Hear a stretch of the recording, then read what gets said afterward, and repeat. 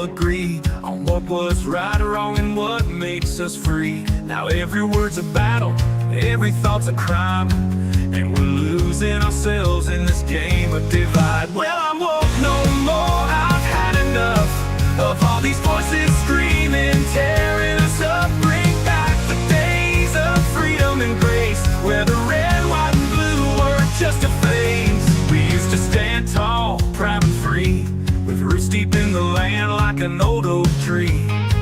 But now they're trying to change the way we live, taking more than they're willing to give. Well, I'm woke no more, I've had enough of all these voices screaming, tearing us up. Bring back the days of freedom and grace, where the red, white, and blue were just a phase.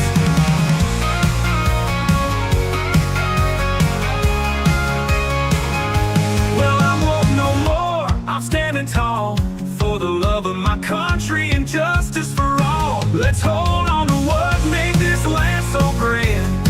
Faith, family, freedom, hand in hand, hand. Well, I'm woke no more, I've had enough of all these voices screaming, tearing us up. Bring back the days of freedom and grace, where the red, white, and blue were just a phase. We used to stand tall, proud and free.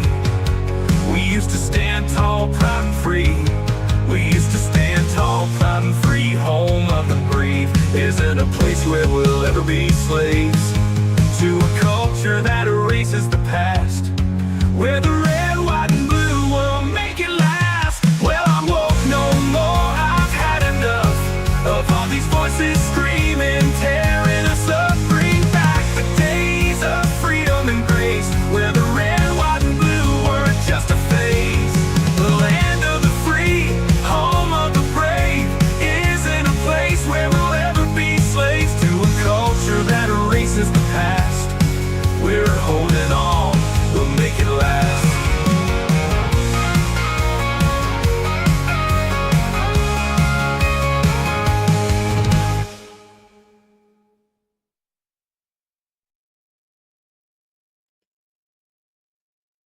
Well, well, hello everyone. Welcome, welcome. I hope everyone's being here 60 days. So, Dragon Age Veilguard released um this week. A lot of people were excited for the game to come out. A lot of people, they're fans of the franchise, were hoping there would be a great follow-up from Dragon Age Inquisition. And though Dragon Age Inquisition had a bit of, it wasn't it wasn't flawless. There had been some issues with the game, but it was a pretty solid endeavor. Pretty solid endeavor. But BioWare, after Inquisition, or during the Inquisition, Mass Effect 3, and Andromeda nonsense, the quality has suffered. You had Mass Effect 3, where literally 90% or 99% of the game was Mass Effect through and through, even though they did away with the role-playing aspects and they made it into like high-tech Gears of War.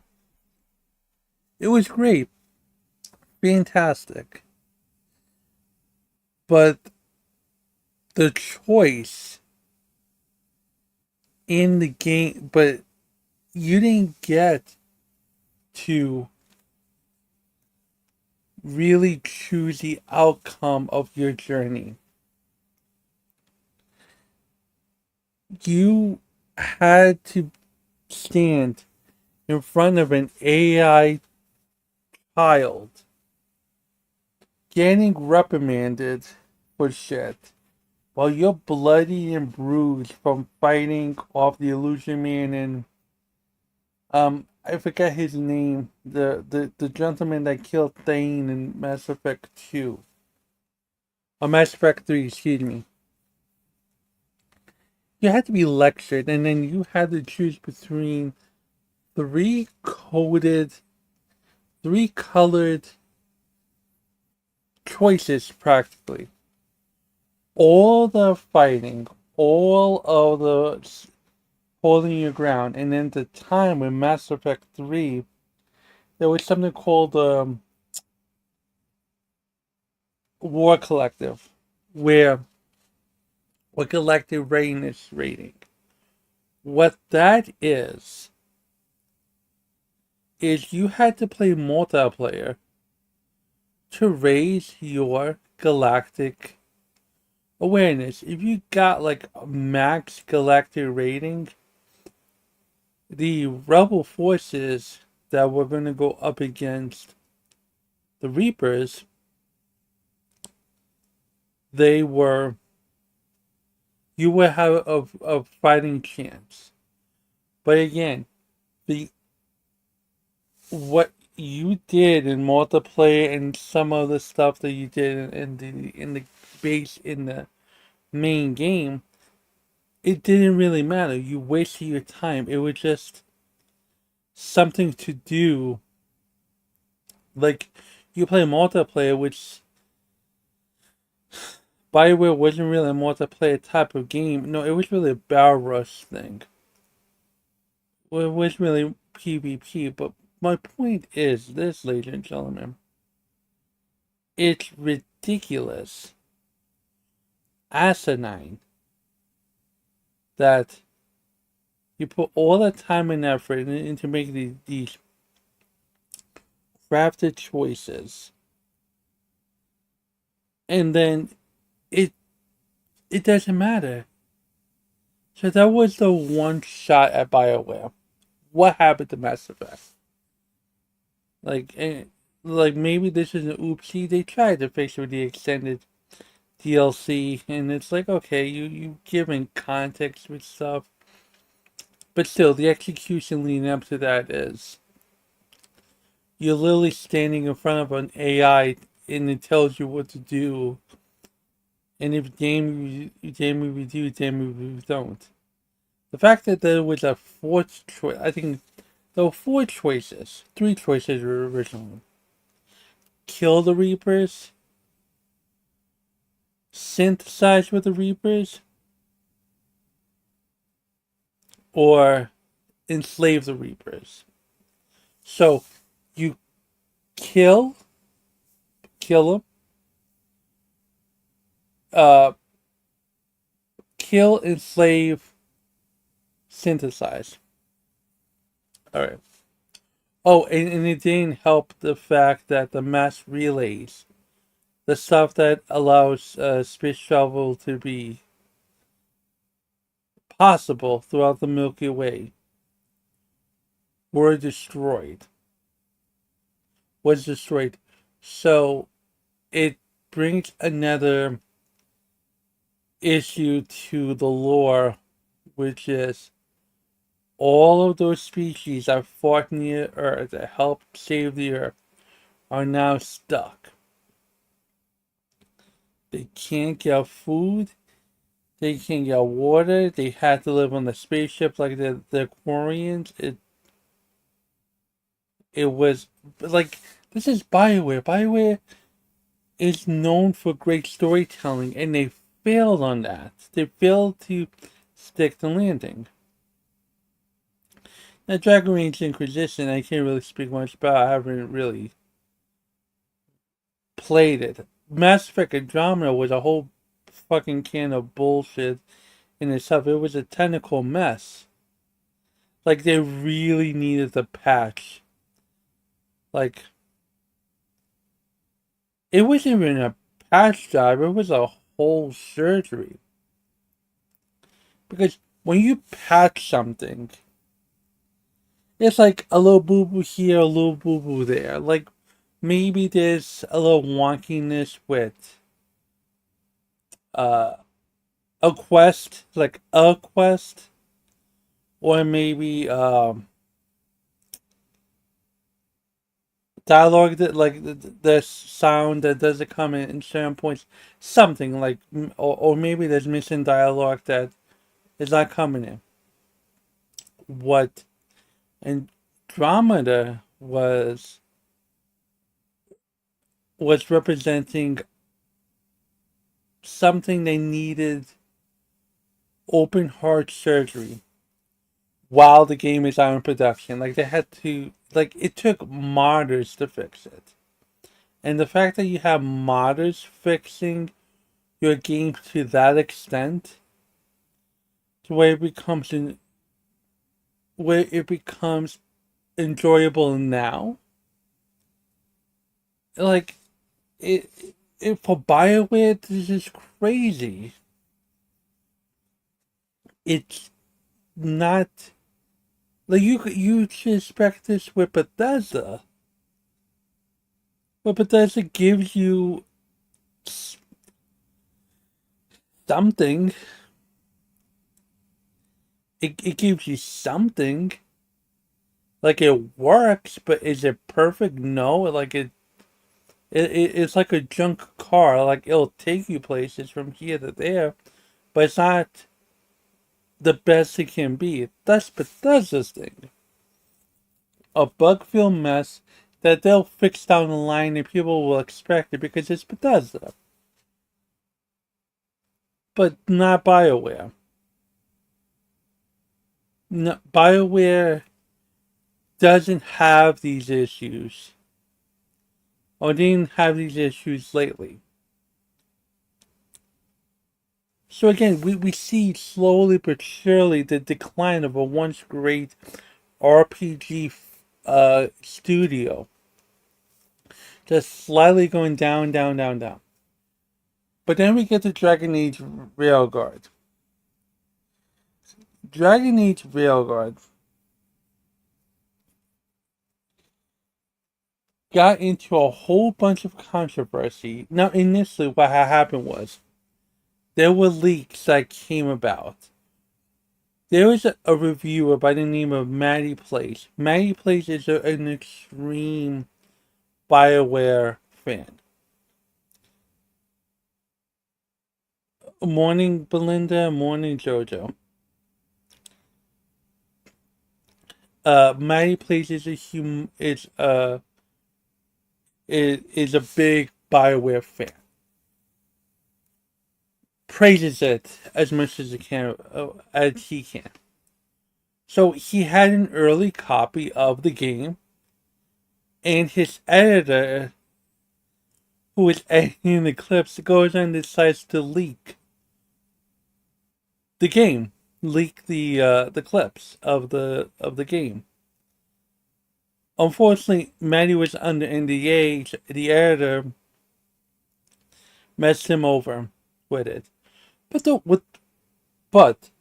the clips show that the game was woke beyond belief. When I tell you there were clips, and I will show you where they have misgendering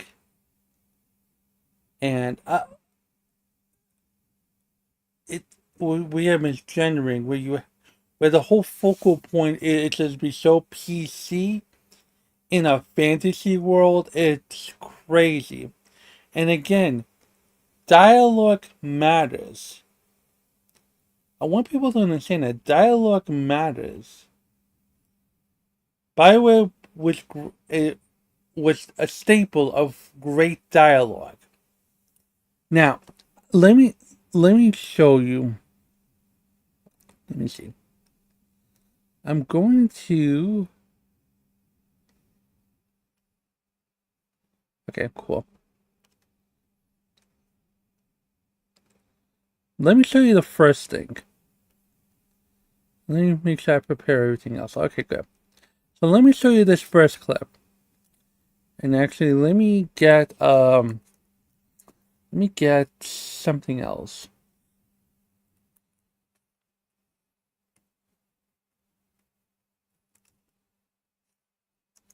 Well,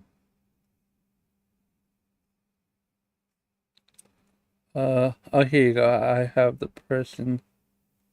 I have a petition. We want to rename the Georgia. No.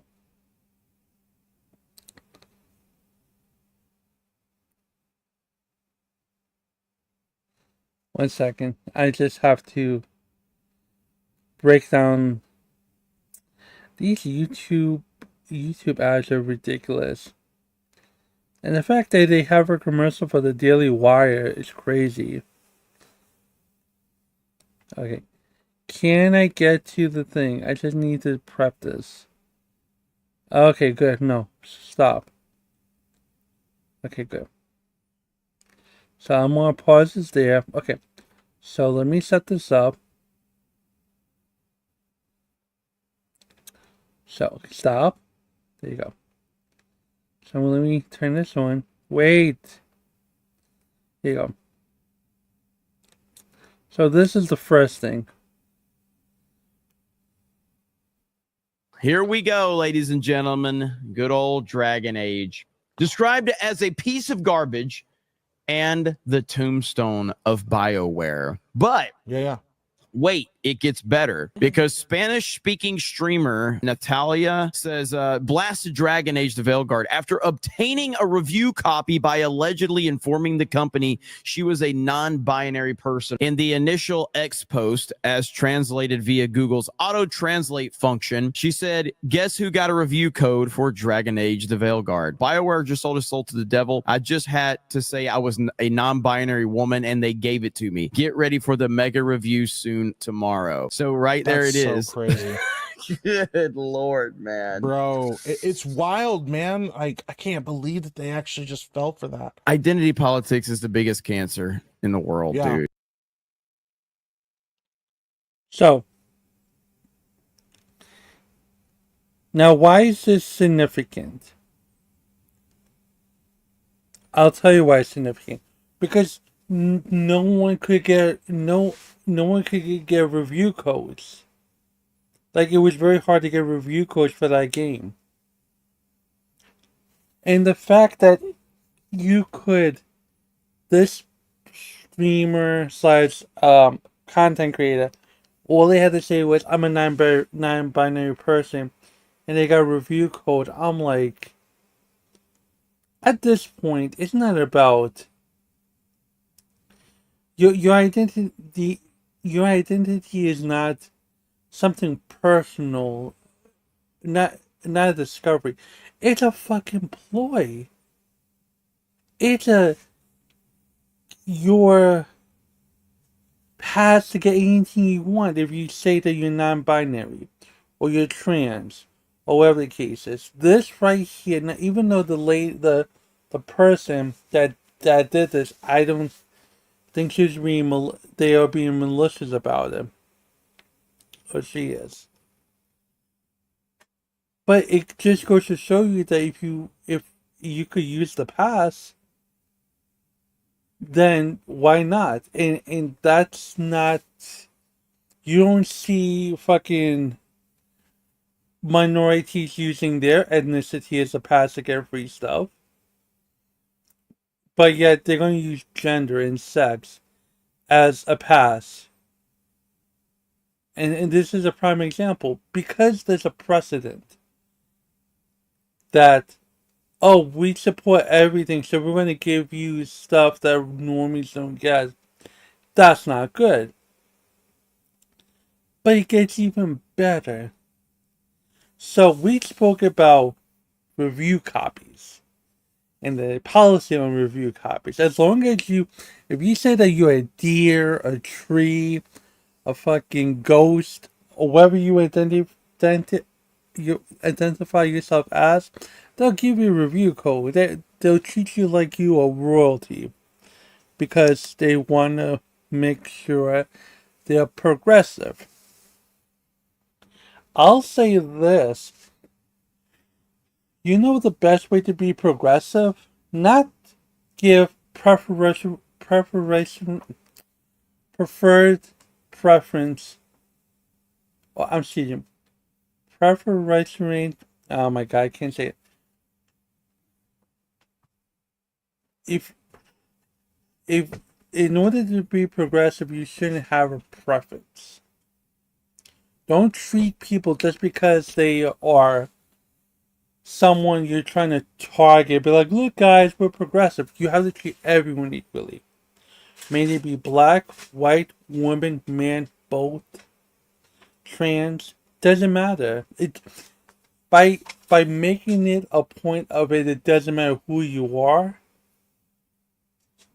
You are being progressive. It's when you segregate people into their own little thing. It's not being progressive. Being progressive was MLK.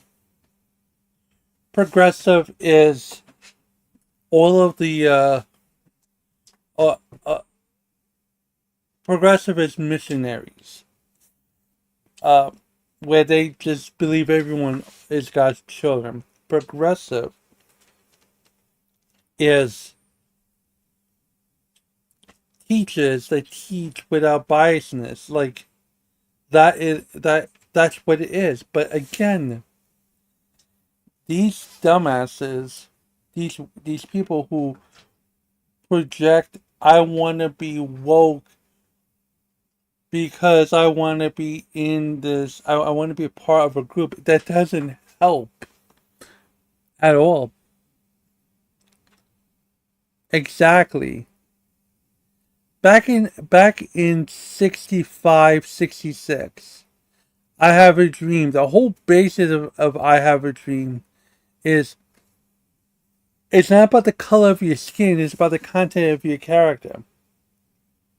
That speech wasn't just primarily about the black suppression in the South. It's about everything. I Have a Dream encompasses, encapsulates everything socially, racially, even sexually, even though it wasn't a thing back then.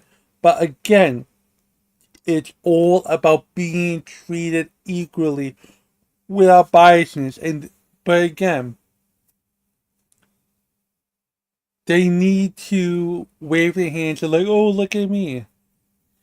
It essentially, it's like being a simp for a really hot e-girl.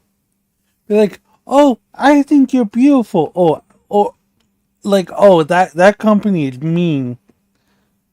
Or whatever the case is. What the fuck is this?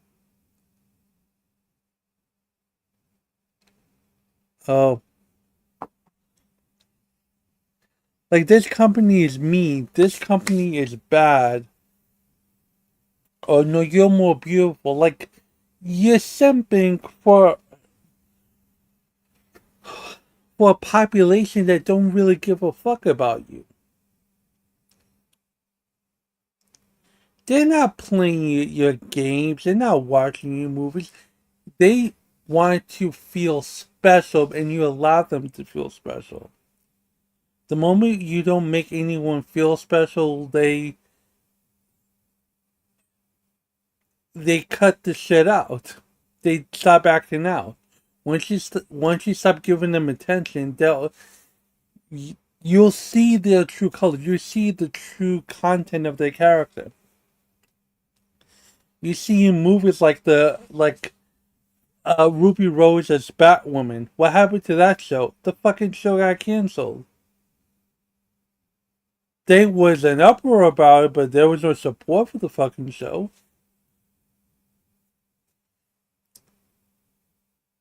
Anything to get headlines, they'll bitch and whine and rave. But again, is anyone buying Dragon Age Veilguard? If the fucking game wasn't Dragon Age, would it have sold the way it was sold? Please tell me. I would like to know. So the numbers you see are just based upon people hyped for Dragon Age Veilguard.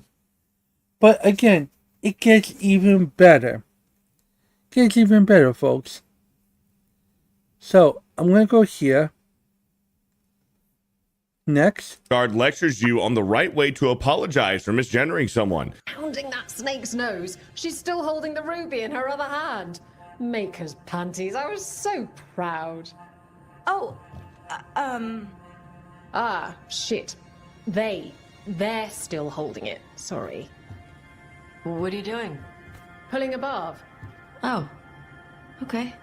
A barv? Bad blood among your crew's not good for morale, but there's not always time for big drawn-out apologies. So, when one of us screws up and we know we've screwed up, we do a quick 10 to put it right. I've misgendered you, so now I am forced to do 10 push-ups to show my sincerest apologies. I'm glad the Lords of Fortune have Tarsh's back. Oh, Tarsh isn't the first non-binary member of the Lords. What? I said this is not real. What the fuck is this shit? Why is non-binary fucking gender politics in a fantasy realm? What the fuck are we doing here, folks? Like, again, I love everyone and everything, but let's be honest with ourselves here. When you're dealing with fantasy settings where you had to go through fucking war, demons, orcs, Balrogs, when you're going through full magic that can destroy everything, the last thing you need to worry about is someone's non-binary thing. Who cares? Fuck, who gives a fuck about, your preferences? Can you fight? What is this? Fucking in Berserk, there were androgynous men that look beautiful as fuck. Did we give a fuck if they were gay or not? What is this? Like, when you make an emphasis on someone's ethnicity, sexual preference, whatever the case is, you're just taking away from the whole fucking story arc. You just it's about me. Cringe.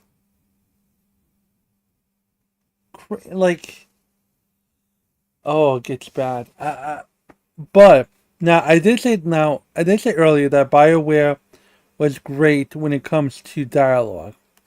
There's this person by the name of Sungrain Studios breaking down incompetent dialogue writing of Dragon Age Veilguard.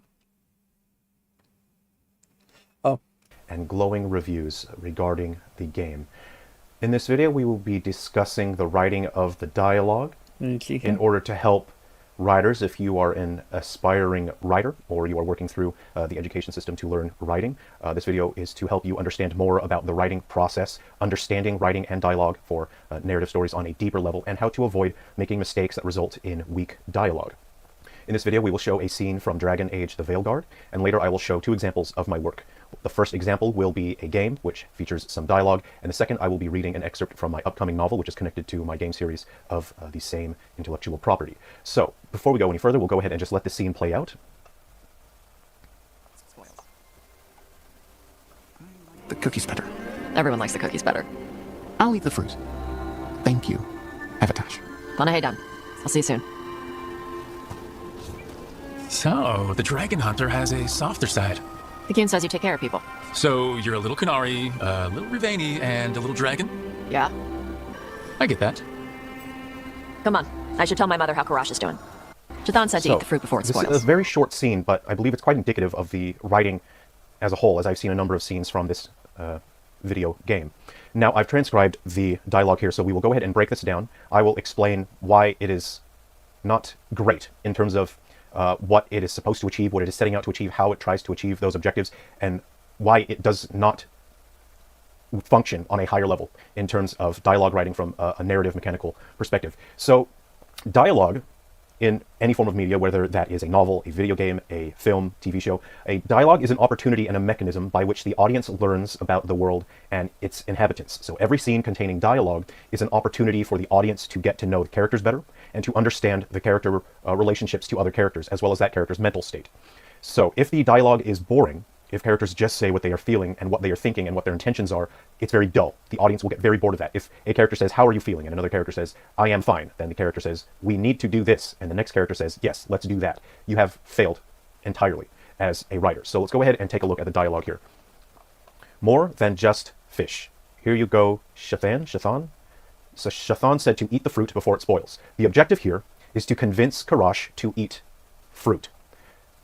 Karash responds, "I like the cookies better." Tosh responds, "Everyone likes the cookies better." Karash responds, "I'll eat the fruit, thank you." So, within 4 lines of dialogue, we have achieved the goal. Tosh is trying to convince Karash to eat the fruit, but Karash does not want to eat the fruit because Karash likes the cookies better. Tosh's response to this is to say, "Everyone likes the cookies better," and as a response, Karash says, "I'll eat the fruit." Then Tosh says, Panahedon? Panahedon. I'm sorry, I'm unfamiliar with this word. "I'll see you soon." So what is extremely important is the logical flow. As a writer, especially if you're a dialogue writer, you absolutely must have a strong grasp on logical flow. How does one line of dialogue connect to the... This is BioWare. These are the same people that did Knights of the Old Republic. This is the same company that did the first Mass Effect. Did Mass Effect 1, 2, and 99% Mass Effect 3. They are staples of RPG dialogue. Role-playing is practically fucking setting the scene, the mood, the relationships, the dialogue, whatever the case is, right? And just this thing, more than just fish, here you go, Satan said to eat the fruit better before it spoils. Right. Now, here's the thing. In the next 4 lines, how did the character get convinced to eat cookies? So, the way it's structured, I like cookies. I like cookies. Everyone likes the cookies. All of a sudden, they just eat the fruit. He'll eat the fruit. Where's the convincing? Why the change of diet? Why the change of dietary choice? What is this? And this is a fraction. This is just a fraction of it. But like, if you can't do the basic stuff right, how are you expected to do major set pieces correct too?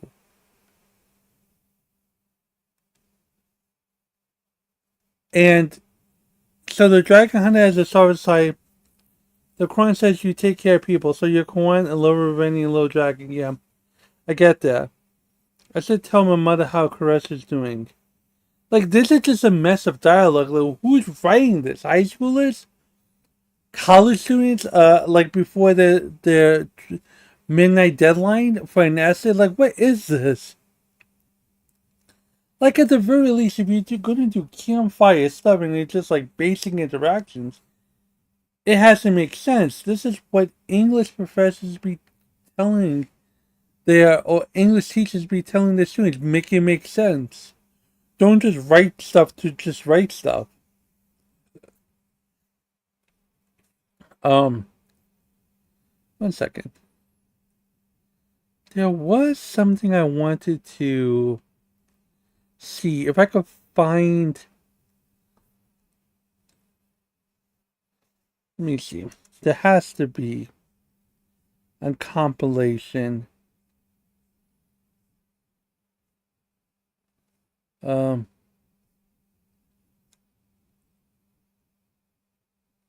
see. More of this.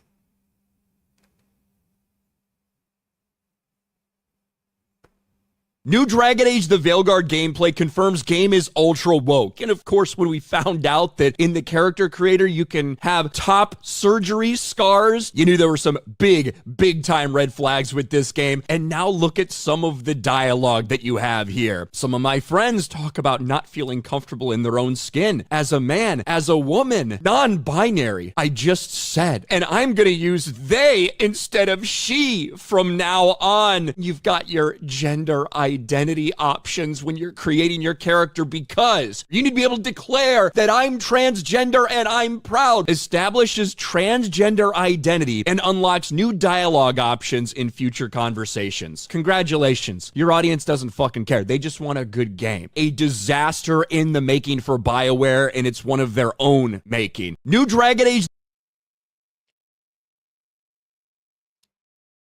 Yowzers. Yowzers, folks. Like,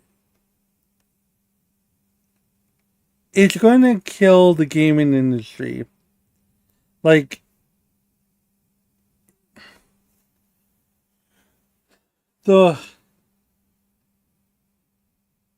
you could cause the gaming industry to plateau if the woke stuff or the emphasis on gender identity becomes a thing, and it's more front and center than mechanics, story, feeling, whatnot, and also the fact that you recycled, rushed projects to where DLC doesn't to where patching the game is not going to work. This is bad. This is horrible. Like, I don't know. Like, I'm confused about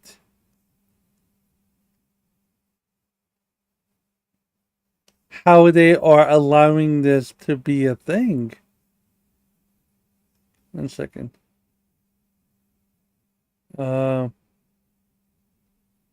Here, let's do this one. Let me show off this. This is really the best Dragon Age game that I've ever played. Counterpoint! Alright, Pips, I've got no time to spare on this one. In the middle of editing this video, that bitch boy Bill Gates bricked my PC and I had to start over again. But that's not even the fun part. The fun part is I've only got about 24 hours until I gotta catch an international flight, so now you're getting the speedrun version of this video. Strap in and strap on. Here we go. Dragon Age Veilguard looks like something straight out of a Tumblr fan fiction. This looks like a Pixar movie, but with less balls. This looks like yet another established franchise that's known for one thing and gets flipped into the complete opposite to appeal to a wider audience that doesn't exist. And I, for one, wish BioWare all the success that Volition had.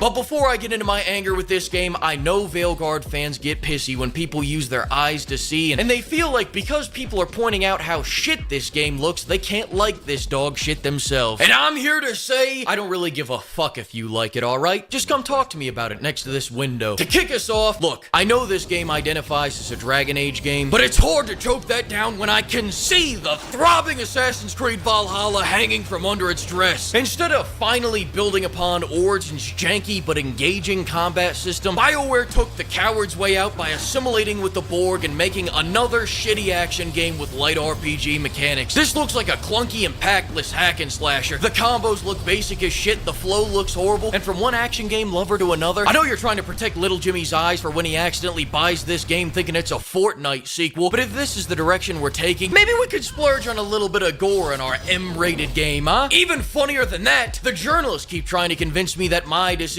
will matter, but now, not even my previous decisions matter. There are a grand total of 0.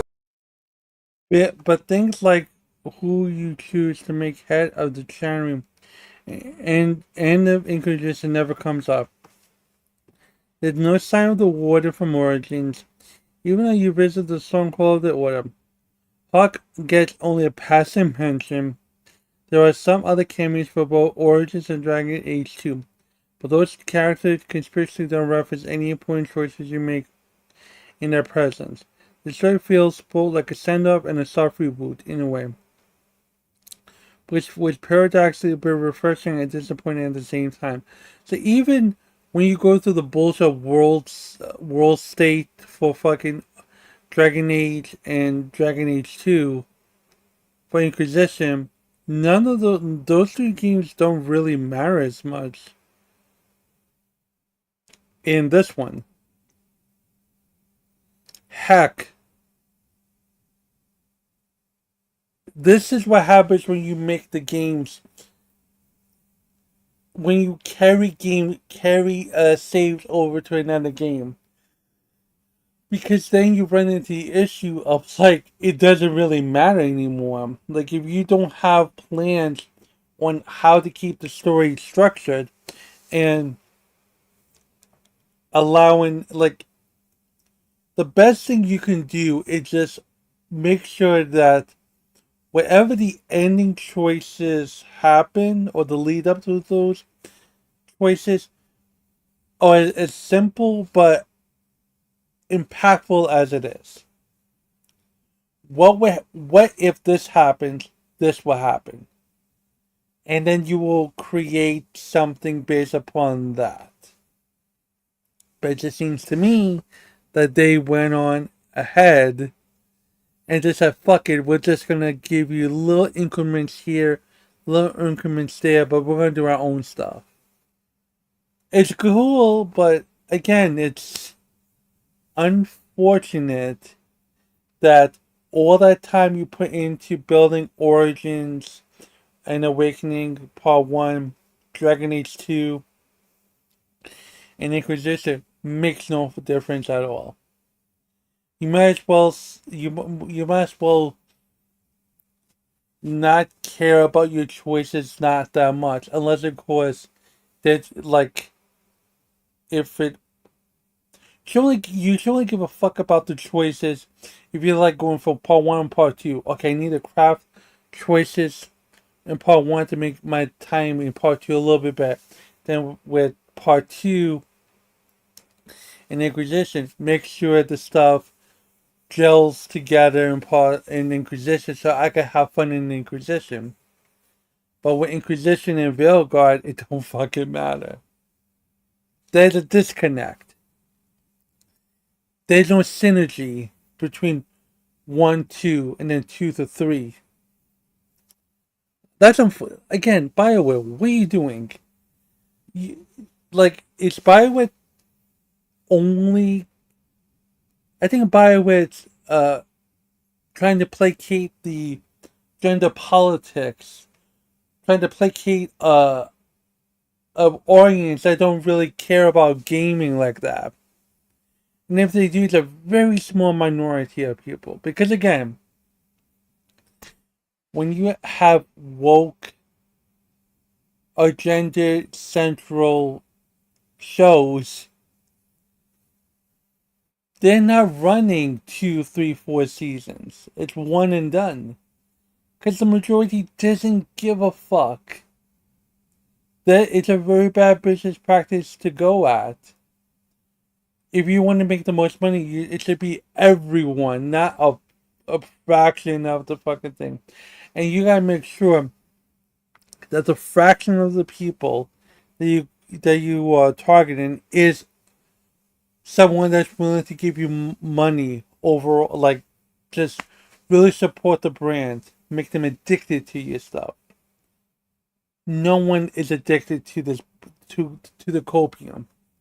No one's addicted to non-binary gender politics. Because if it was the case,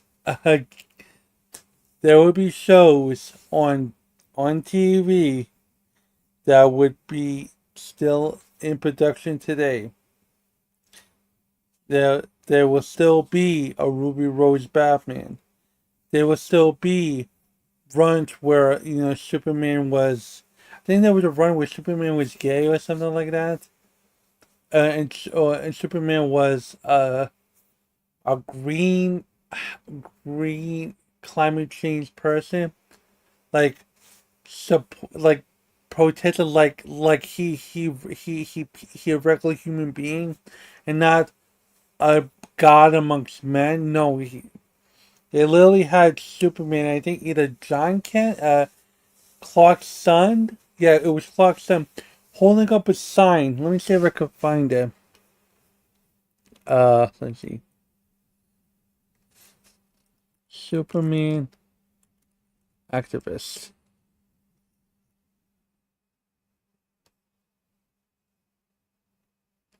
Yeah, right here.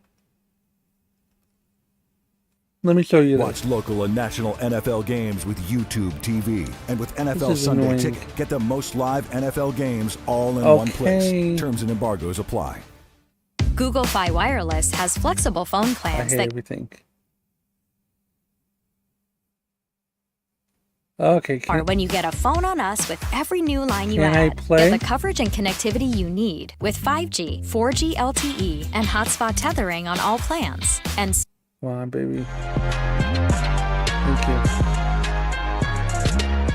What's going on, guys? This is Ryan with Dark Outpost, and when DC Comics decided to sacrifice Superman, the most iconic superhero of all time, at the altar of woke identity politics, you knew that there was going to be a lot of backlash. You knew that people were going to have a problem with destroying a character like Superman by plastering him all over on the hashtag coming out day in order to virtue signal and show him kissing a pink-haired freak. You knew that there was going to be backlash to this. There definitively was. But the purpose, the reason for this, not only is to hop on top of a hashtag, try to convince the blue check marks and the woke brigade to maybe buy your book, which they will not do, but it's also a form of activism. And that's the entirety of the mainstream comic book industry right now. It is full of activists. And what do in their comic books? Well, they make the heroes activists themselves. And you can see here, this is the cover of, let's see, Superman, Son of Kal-El, featuring John Kent as Superman. Number 5. Well, number 7, we continue to dig down and embarrass the character of Superman. Tom Taylor, once again, our Superman joins other heroes on the cover of Superman, Son of Kal-El, number 7, out in January. And you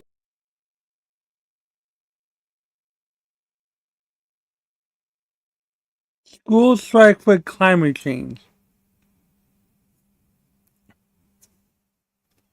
This wasn't fucking. This run wasn't fucking. This run was canceled. What are we doing here? And this is DC allowing Superman to be part of the activist thing. The activist wave. This doesn't compute. This image does not compute. Why would John Kent, son of Jor-El, need to be with protesters when he could fix it himself? But I digress. Let's continue.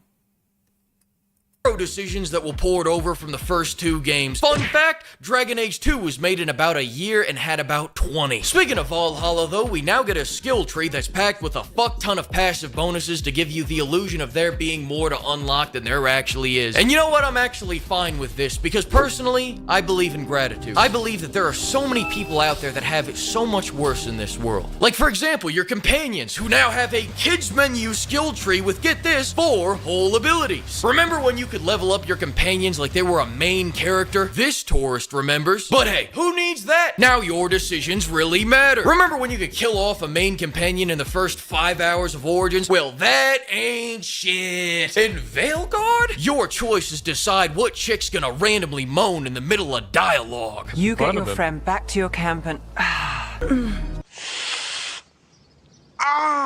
But now that I've given you the moans, let's get back to the bitching. This is Companions in Veilguard. We're going into the fade, aren't we? Wasn't expecting to fight an ogre today. On the hide again.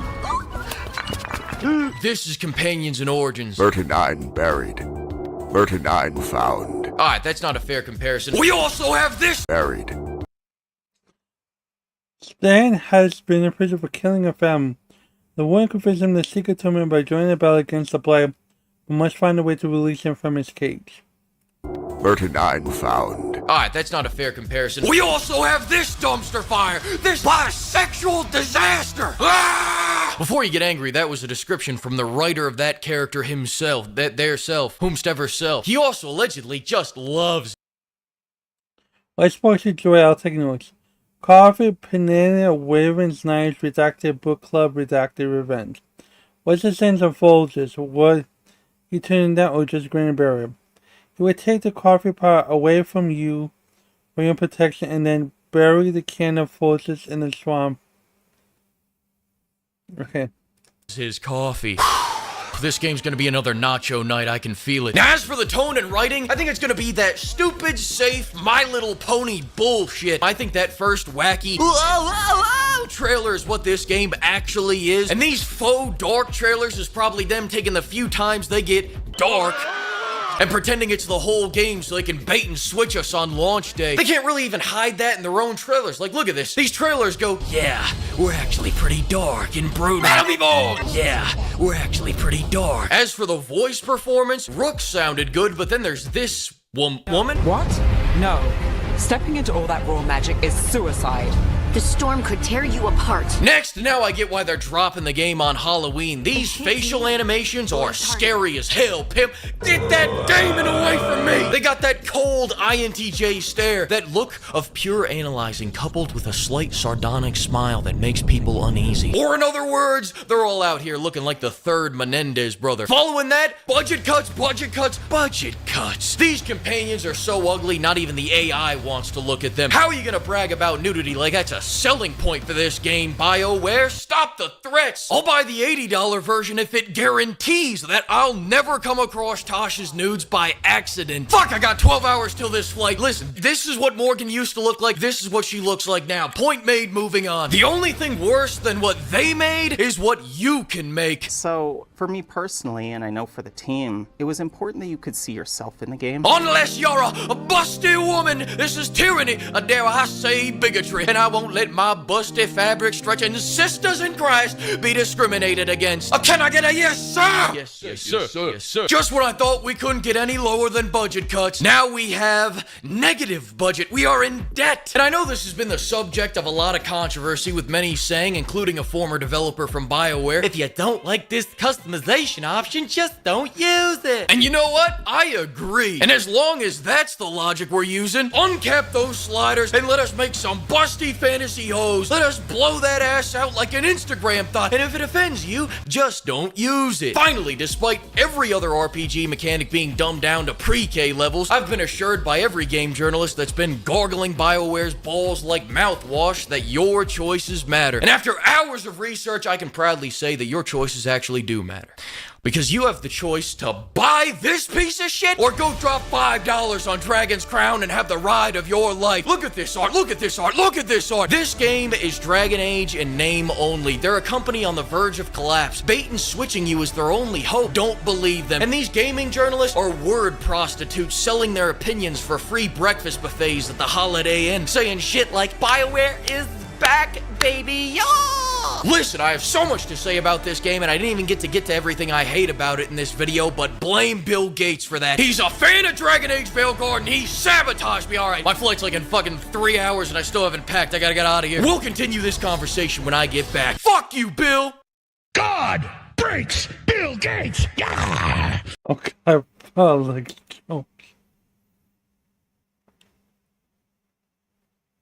I'm gonna give him a sub. Lickzoid, everyone. That's from 5 days ago? Alright. 1 second. I'm not a fan. Hello, Mr. Evans.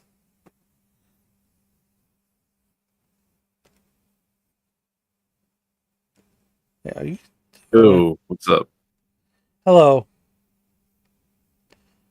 So what you doing, Huggy? Just going over fucking Dragon Age woke nonsensical bullshit. How you doing? I'm surprised you're still up. I had a can of NOS lying around. Oh, nice. I would listen to the first hour last night, I heard there was a lot of spiciness. I think there was racism, eviction. I'm like, what the fuck? You boys really had a good time, I heard. Oh, that was for like the second story of the night, where we had to deal with DID. Yeah, apparently there's this thing called the Rainbow Program on TikTok, where a bunch of people are basically gaslighting other people into believing that they have dissociative identity disorder. And one of the biggest ones claims to have collected over 100 different identities. What the? I have to really I have to really dig my heels into these stories. 100 identities. Yes. It's basically like 50 Shades of Grey, but bullshit.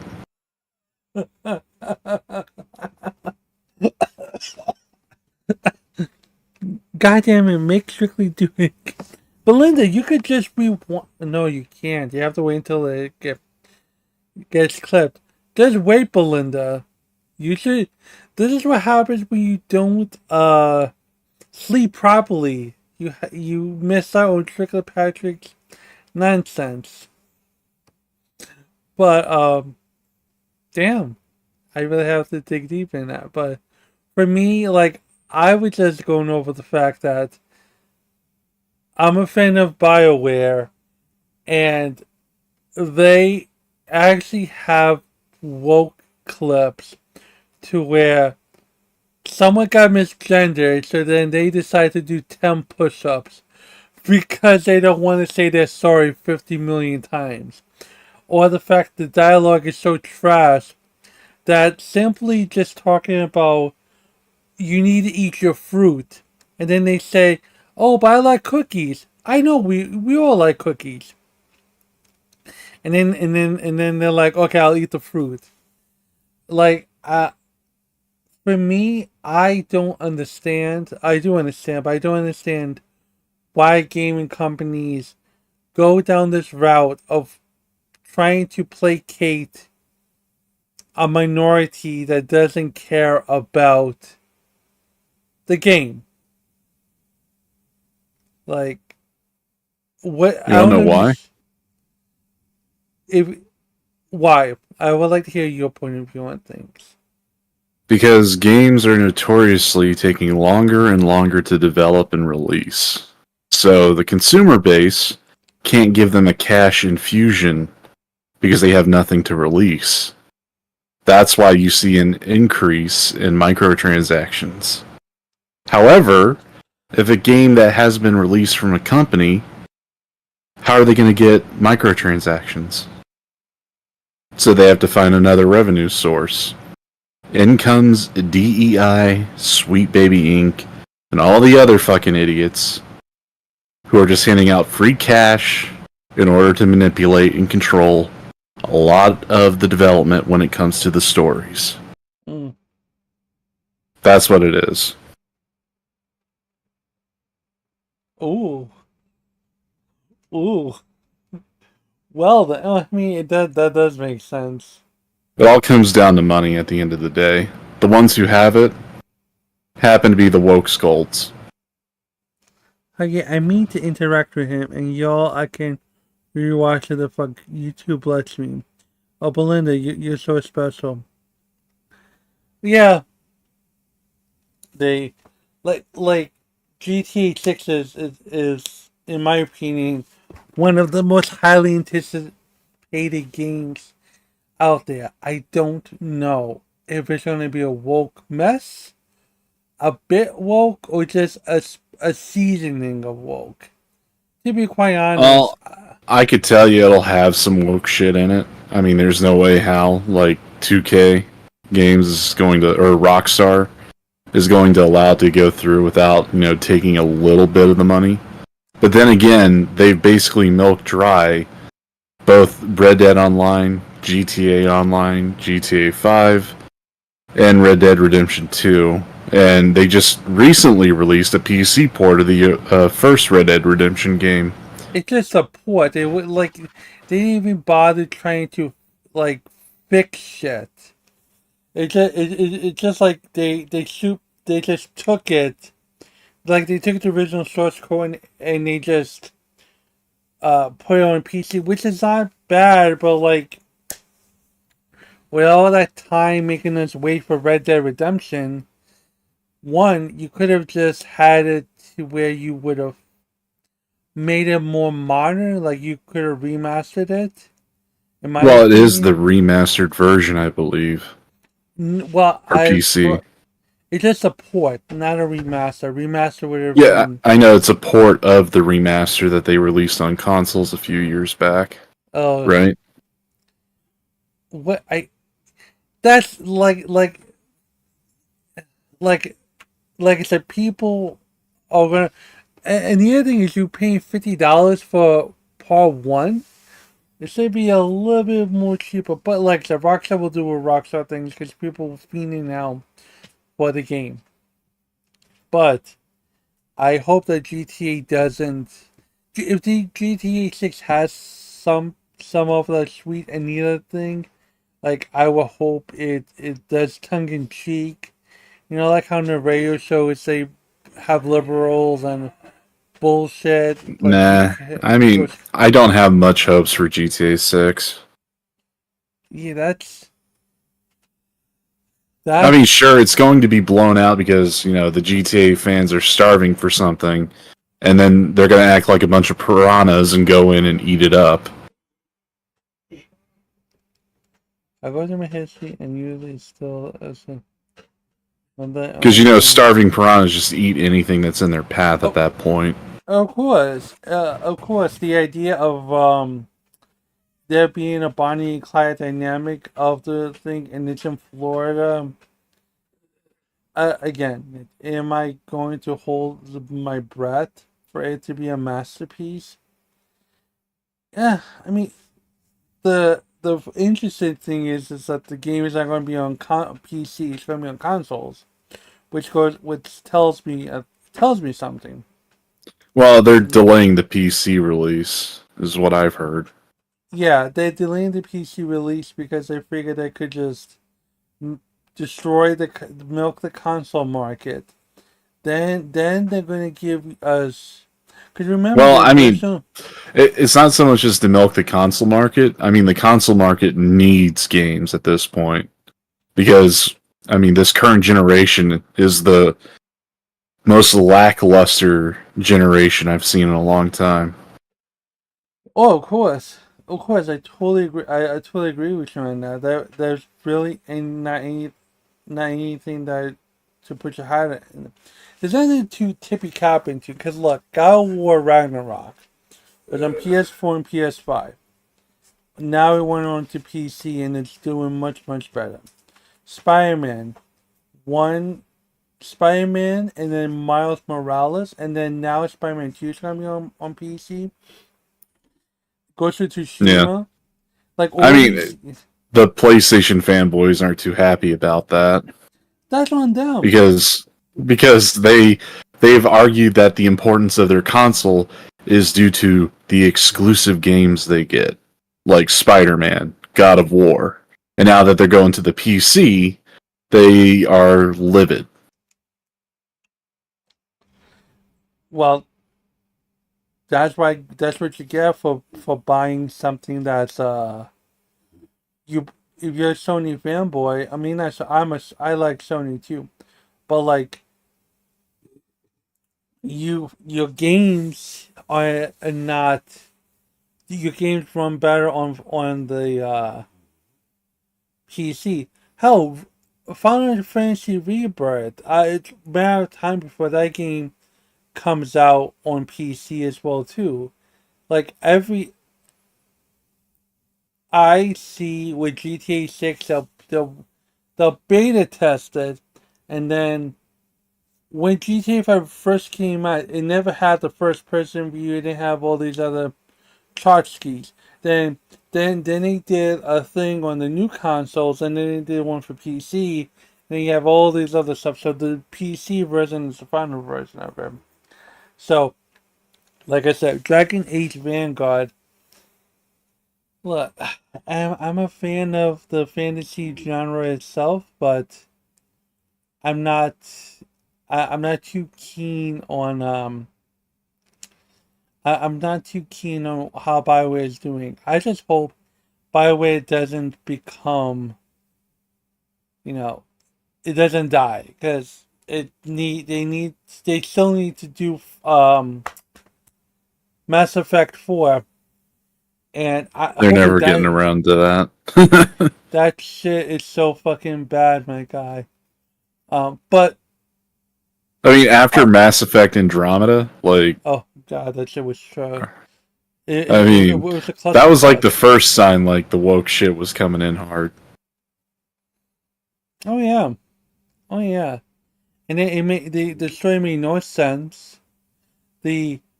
Nothing made me want to go, oh, I need to see more of it. There was not a continuation of Andromeda at all. You know what was really fucked up that I discovered? Did you watch the Asmongold first few minutes of playing the game? No, I saw it when I was searching for the story. But what's up? Well, he played the first. He had a stream going, and after an hour of the stream, anyone who was subscribed to his subreddit got banned off the main Dragon Age subreddit. Oh, damn. Because of what he said about the game in the first 10 minutes of his stream. And what he discovered was that when it came to the character creation, there was these sets of questions that basically made it impossible for you to build a character that wasn't trans or part of the trans ideology in the slightest. Oh my. Wait, what the fuck? Yeah, I'll have to find the clip for you, because Fratanga put it in his video, and I found that very, very interesting. So... wait, what the hell is it? Is it this? Let me see. No, so about Dragon Age up. Oh, is this it? Let me see something. Go here. This has been probably one of the saddest things that I've seen. He also posts that part of See if DualShock's I can review, find it for you here. saying that it's utterly disqualifying. And the responses. And see, here's the problem: is that a lot of these journalists think that they are to say that it's Get disqualifying. to the Asmongold segment.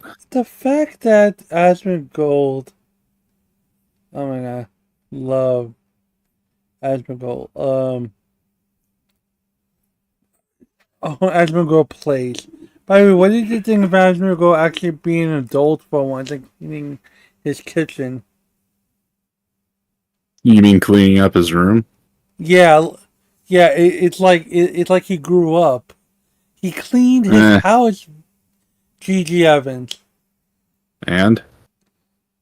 No, I'm just like... I mean, it's nothing big, but for, Asmongold, who's got 1 million subscribers, oh my god, Yeah. Oh. I get the hype around it, but it's not hype. I just don't necessarily agree with it, because it's he cleaned his room. It's like clapping a baby for farting. Okay, this has the timestamp for you. If you want to pull it up. Yeah, you DM'd it to me, or you It's in the side chat here. Beautiful, thank you. Oh, okay, that is 1 hour later. Let me pull this up. Yeah. Right, share got screen. it. Yeah, I'm gonna go here. Go here. Go here. Gender identity options. Oh my, uh-oh, here we go.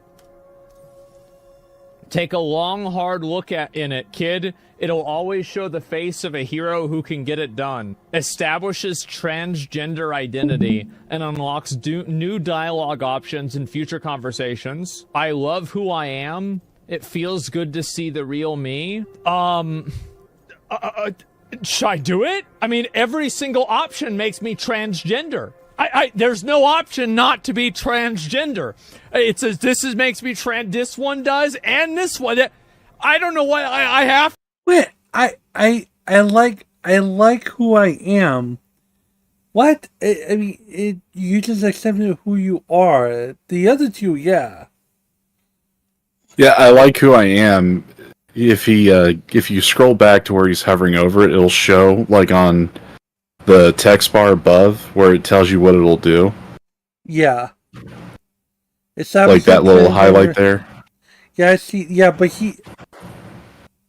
I see he highlighting over here. It says makes me trans. This one does, and this establishes transgender identity, unlocks new dialogue options in future conversations. Options 1, 2, and 3 that he just highlighted has that same fucking pop-up. And the fourth option is to go back, so you can't have like a normal fucking person as a character in this game. It's all fucking trans. That like I said earlier, in order for you to be progressive, you have to treat everyone equal. This is just you being you're segregating people by identity. By forcing people to play trans, you're not really being fair to people. But let's continue. I don't know why I have to be trans, guys. I can't. They don't tolerate bigotry over there, or whatever they say. No, here's the reality. They don't want anyone who doesn't have anything nice to say about their favorite game. The longer you are on the internet, the more aware you will become of these man-children. They're not seeking tolerance. They're seeking shelter from criticism. Because I want to give this a like for Tinga. Good job for Tinga. Holy shit. He does a pretty good job. I would be annoyed. Yeah, Belinda, I would be annoyed too if my fucking... Again... I want to... That's why I play Elden Ring. I mean, that's the thing. It's like, they even, like, I don't know if they've confirmed or not, but people have been speculating that was a bug in the game. And I'm like, that's a pretty peculiar bug to have. Like, people didn't catch that? Like... Yeah, I mean, Asmongold was, as far as I know, he was the one who made, like, the big discovery of it, I guess. Or at least he's the biggest one who was shouting about it. Like I said, BioWare, you are supposed to be great in dialogue. You guys are supposed to be the staples of it. Look at Fallout 3. Look at all the Fallout games. Look at New Vegas was Obsidian, but look at Obsidian. I mean, look at Fallout. Yeah, look at that. Look at even Starfield has workable dialogue. Nah, I wouldn't say it's workable. Especially if you've beaten the game, you see how retarded the fucking ending is. It's like you ask a question, it's like, who created all this? And the answer, why the creators, of course. It's so fucking retarded. That's just fucking horrible. It's like it's the entire games industry is suffering from a lack of, I guess you could say, writing skill. Like, it's none of these people have actually written something that would be on the level of games that came before it.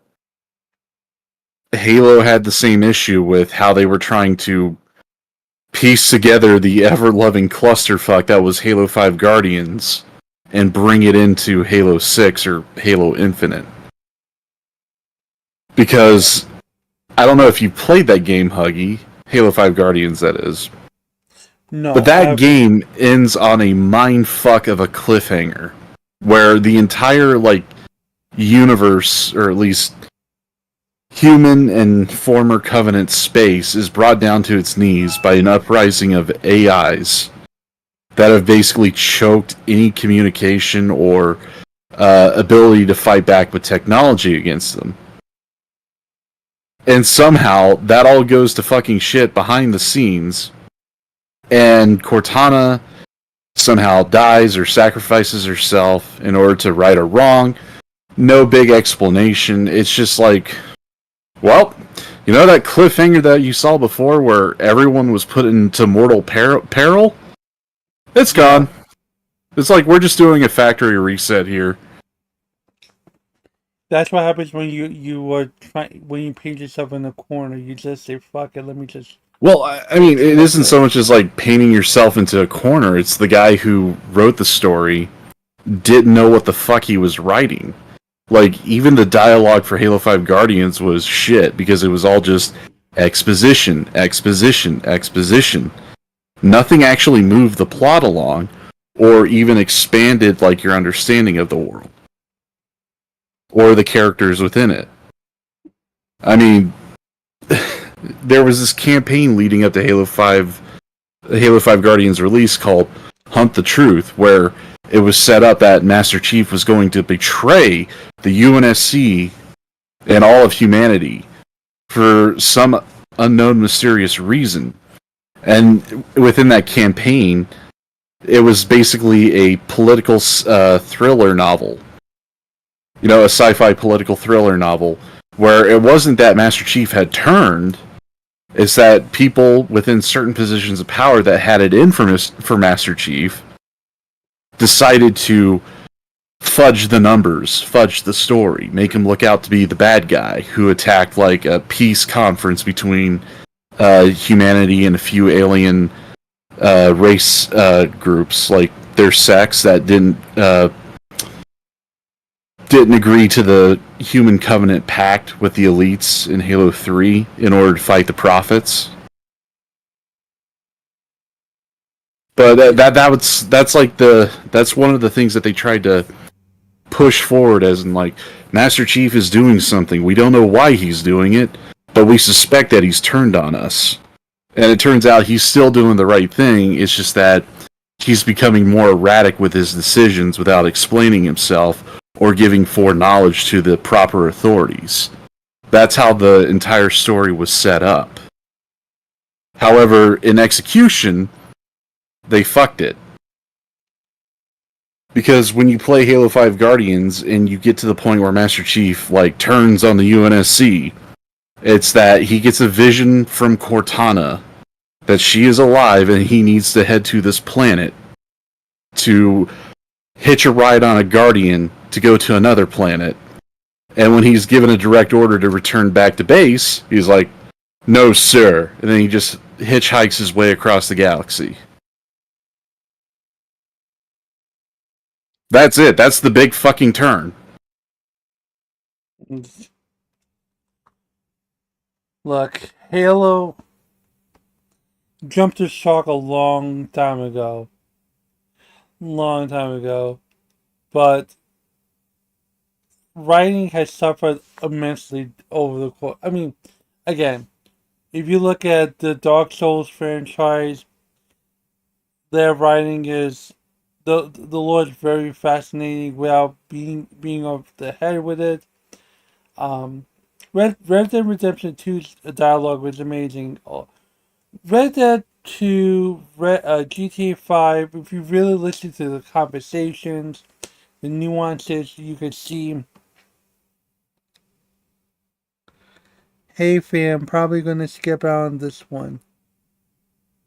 What? Belinda and Dead Armor are having a back and forth.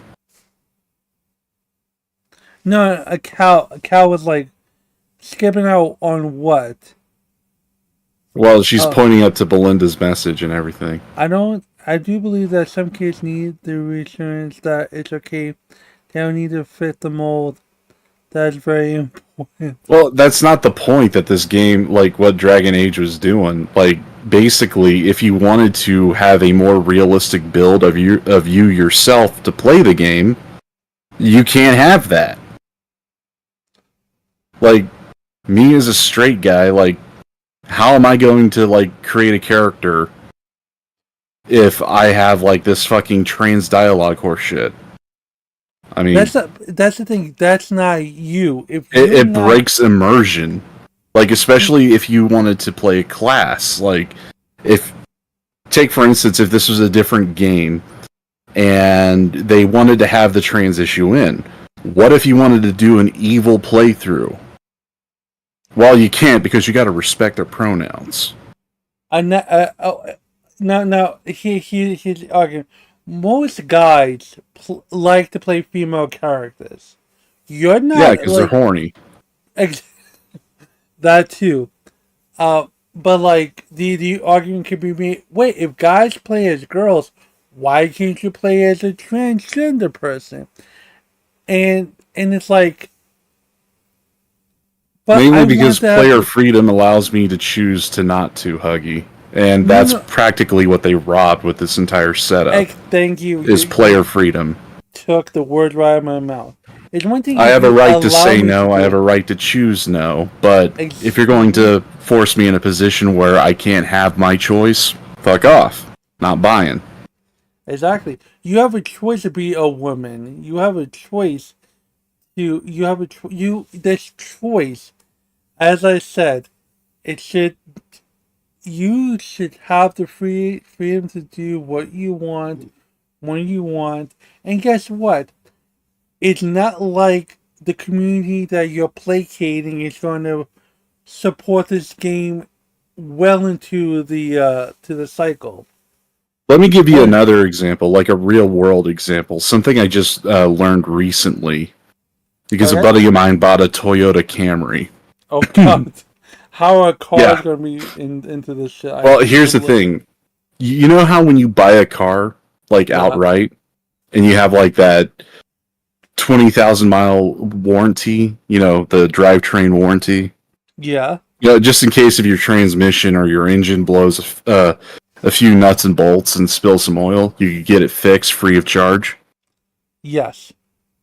Well, when you get a car and sometimes you're on the highway, you tend to have to pick up a lot of speed, wouldn't you say? Especially if you're trying to pass traffic in the passing lane. 65 miles an hour, 70, I would say. Let's say 65 to be fair. It's 70 where I'm at. That's 70. Maximum. But you can go up to 85 if you're in the passing lane trying to get around trucks and whatnot. Got you. But my buddy got a new Camry, and, well, not a new, basically a lightly used, had less than like 5,000 miles on it. Newish. Yeah, but it still had the drivetrain warranty. Well, after a while when he was driving it, he took it in to get it fixed because there was something wrong with the transmission. It wasn't like getting up into third gear and overdrive. There was like a few valves that were sticking. Well, he ended up getting charged for the repairs, even though he had the warranty. Guess how it got annulled? Please do tell. They put a GPS tracker in the car from the dealership that would be able to track how fast you were driving with it. And apparently Toyota has installed like put in a new policy that annuls the warranty if you go over a certain speed limit with it. So an unknown GPS tracker was put into the car that fucked him over on the warranty, and he had to pay out of pocket for the repairs. For one time going over 80 miles per hour to pass someone on the highway. Oh, that's complete bullshit. Yes. When you have something, when you buy something, you expect a certain bit of leeway, a certain bit of freedom to do what you either want to do or have to do. And it's your safety. That's your safety. If you don't go the speed that you need to go on the highway, because what happens if you need to, I don't know, what happens if you're on the highway and you see something that you need to speed up, like passing a crash car or something. Sometimes you may need to speed up, or maybe you see that a truck on your side is lagging a bit. You want to be able to Belinda, speed away. it's not that. They're not trying to get people to stop driving cars. They're basically trying to get out of a warranty deal that they promised to a customer. No. What I'm trying to say to you, like speeding, like if the speed that you need to go to can help save your life, but it voids the warranty because you don't want to pay for it, you want to get out of it. That's wrong. That's bad. You cannot police speed. You made the. Well, you warranty can. That's that why you- they're state troopers. I'm just saying. But you know what I mean. They're basically trying to micromanage and penny pitch and try to save as much money as they can on their end while fucking you over, the customer. Which is basically what, in a long shot way, is basically what these game companies are doing. You're expecting a true return to form for this fucking game here, Dragon Age. And it's not a return to form. It's something that's been completely bastardized that you don't even recognize. Mm-hmm. It's like it's basically just hammering down people to where you shouldn't even like want to buy their product for whatever fucking reason. That's what like these ulterior motives are being put into place by DEI groups. Because at the end of the day, they don't want people to have fun, given their actions, given what they've put into place. And whether or not it's about, teaching acceptance, like Dead Arm is saying in chat, do you really think a video game is the proper way to teach acceptance? A video game is supposed to be an escape from the modernity of fucking life. What? Wait. What is the most? Okay. What is the prime? Not prime. What is the basic needs a game should be? Fun, exciting, and the paradoxical thing of being challenging yet relaxing at the same time. And also competitive if you want to do multiplayer, but the competitive thing with multiplayer games is a fucking. Well, I'll touch upon it just a tiny bit to go back to my main role of a point. When you have in Black Ops 6 a perk called Recon, where it's publisher sanctioned wall hacks. Are you familiar with Nuketown, GG Evans? Yeah, I played the original Call of Duty that had it. Okay, so Black Ops 6 has the original Nuketown remastered. They allow Recon in the fucking thing. GG, how small is that map?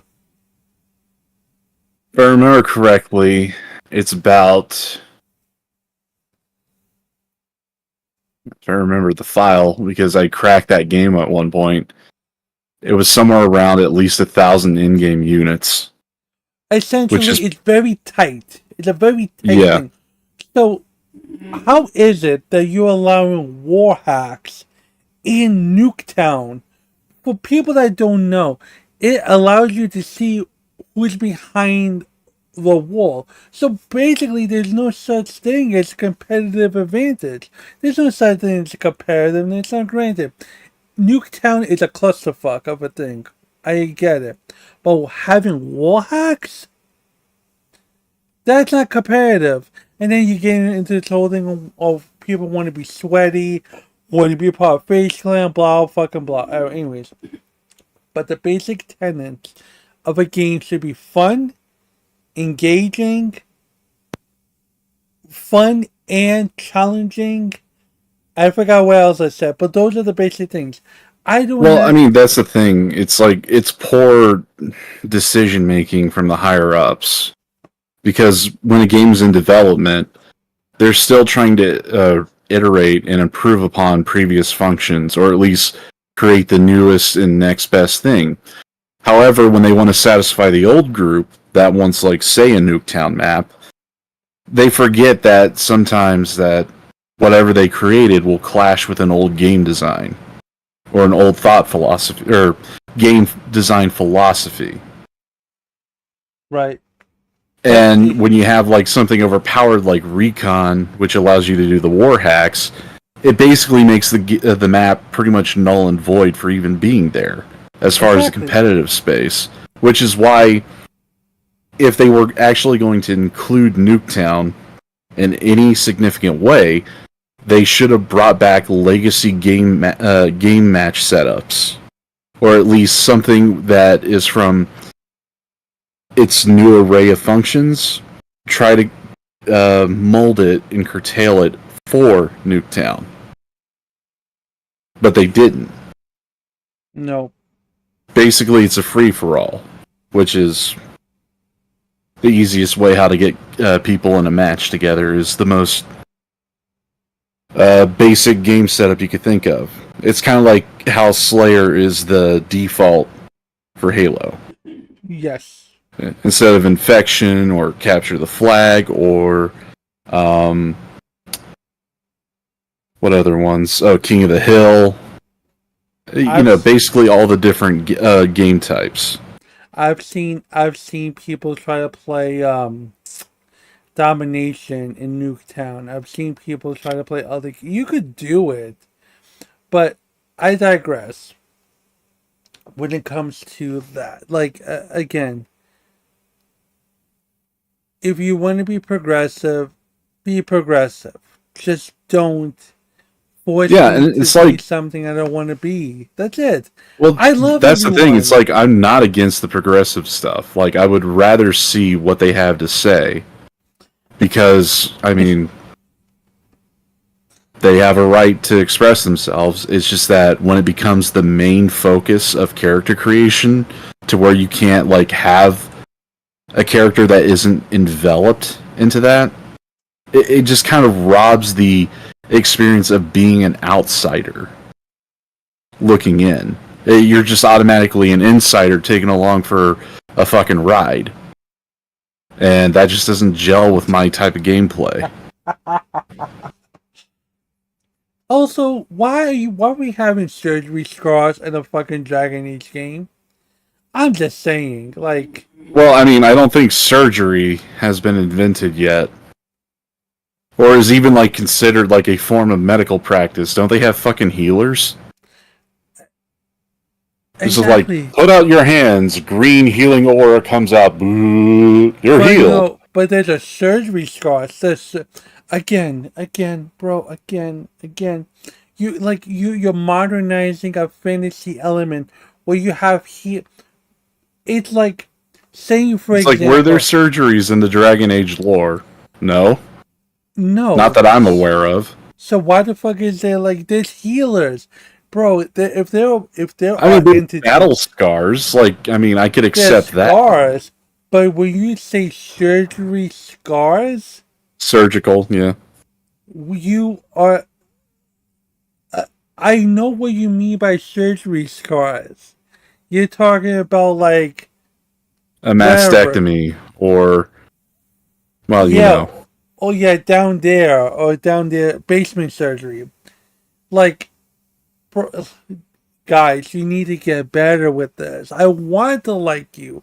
I want to support you. I want to see people succeed in this. But yeah, I mean, I've never even played a Dragon Age game. However, I've talked to people who have, and they've told me that this is completely not a return to form. I'd rather you guys, like, you know,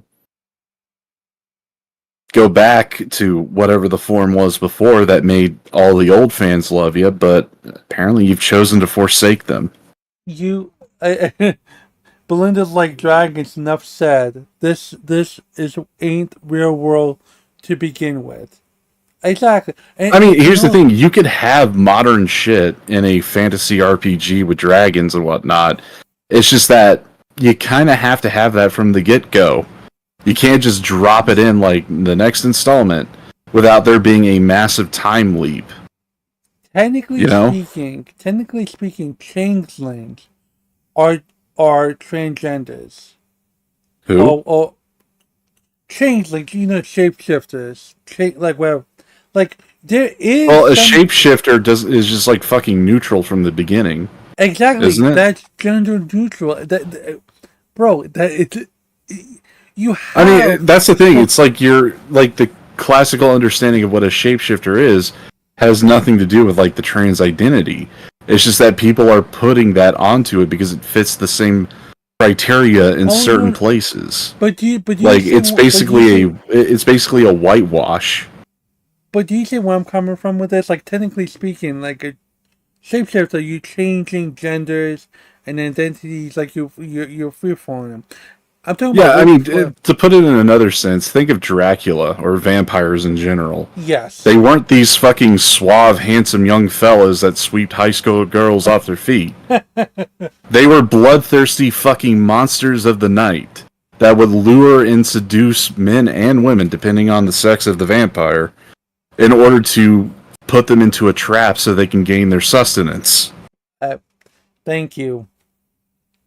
Thank you. I mean, and also, again, there was things in literature that could be considered progressive, but again, I mean, think of it like this: like vampires, like given the description I gave, they would be considered a lesser sex demon to a succubus. Yeah. They would be in the sex demon class of monsters. Look at that. Look at that. Like we have it. It's just like people want it to be obvious. It's a classic. Don't tell me. Show me. Don't just say I'm angry. How are you angry? Why are you angry? Yeah, show, don't tell. Like all those useless conversations where one person gets up to do like 10 push-ups because they can't say sorry because of some extrapolated fucking explanation that takes up 2 minutes of time when, we didn't need that fucking explanation. You could just left it. It's a sign of weakness to say that you're sorry. So you make up through a different method by showing that you are regretful of your ignorance or something. Look at God of War. The God of War 5. The Viking God of War. What does Kratos, like, I don't know if you played it or have seen it, but Kratos says something very powerful to Atreus, his son. Don't be sorry, be better. He didn't over-explain anything. That phrase says more than... Yeah, because it's short, sweet, and to the point. It's like there is no black and white, or there is no gray in this. It's a black and white question answer. Or, well, answer, really. Don't say you're sorry, be better. It's left to the player's interpretation, or at least the character's interpretation, thus leaving future growth for that character to either extrapolate upon what has been told to them, for the writers even. But when you have like all this mindless dialogue of why you can't say sorry, it's just like, it's fucking useless. It's word salad. I mean, the push-ups alone would have been awkward enough to gain interest, and if it's like, I can't say sorry, so I'll do this instead, it may be kind of weird, but there is a little bit of mystique as to why they would do push-ups instead of saying sorry. That's all part of show, don't tell. But it's a very and again, like the form whole trans shit, like if that's making up most of the dialogue, then I mean, Chekhov's gun is pretty much like out of the question when it comes to writing, because when is any of this fucking information going to be useful? When is it going to have its fucking payoff in the game? Oh, no payoff, it's just there. It's just there. It's like, it just... Because you know what Chekhov's gun is, right, Huggy? I faintly remember the concept, but can you explain to my audience what Chekhov's gun is? Chekhov's gun is a literary tool for writers in order to pace their stories whenever they want to put focus on a certain object, thing, or event. Like, say, you know how there are fireworks at the 4th of July, right? Yes. Is like, people will say, someone who's never, like, heard of the 4th of July, or a similar event towards it, and someone wanted to tease them. It's like, don't worry, there's going to be a big light show. Just wait, you'll see. That's like a more generic version of Chekhov's gun. Because you know what's going to follow next is fireworks. However, the person who's completely ignorant doesn't know about that, and you get their immediate reaction, which, you know, signifies character growth. Now they know what fireworks are. But in most cases, Chekhov's gun is more or less a time and a place kind of descriptor. Say you walk into a cabin that has a fire lit but no one's there, and you don't own the cabin. However, you see a gun on the mantle. Think about it. You're breaking and entering. There's a gun within your eyesight, and it's focused on in the scene.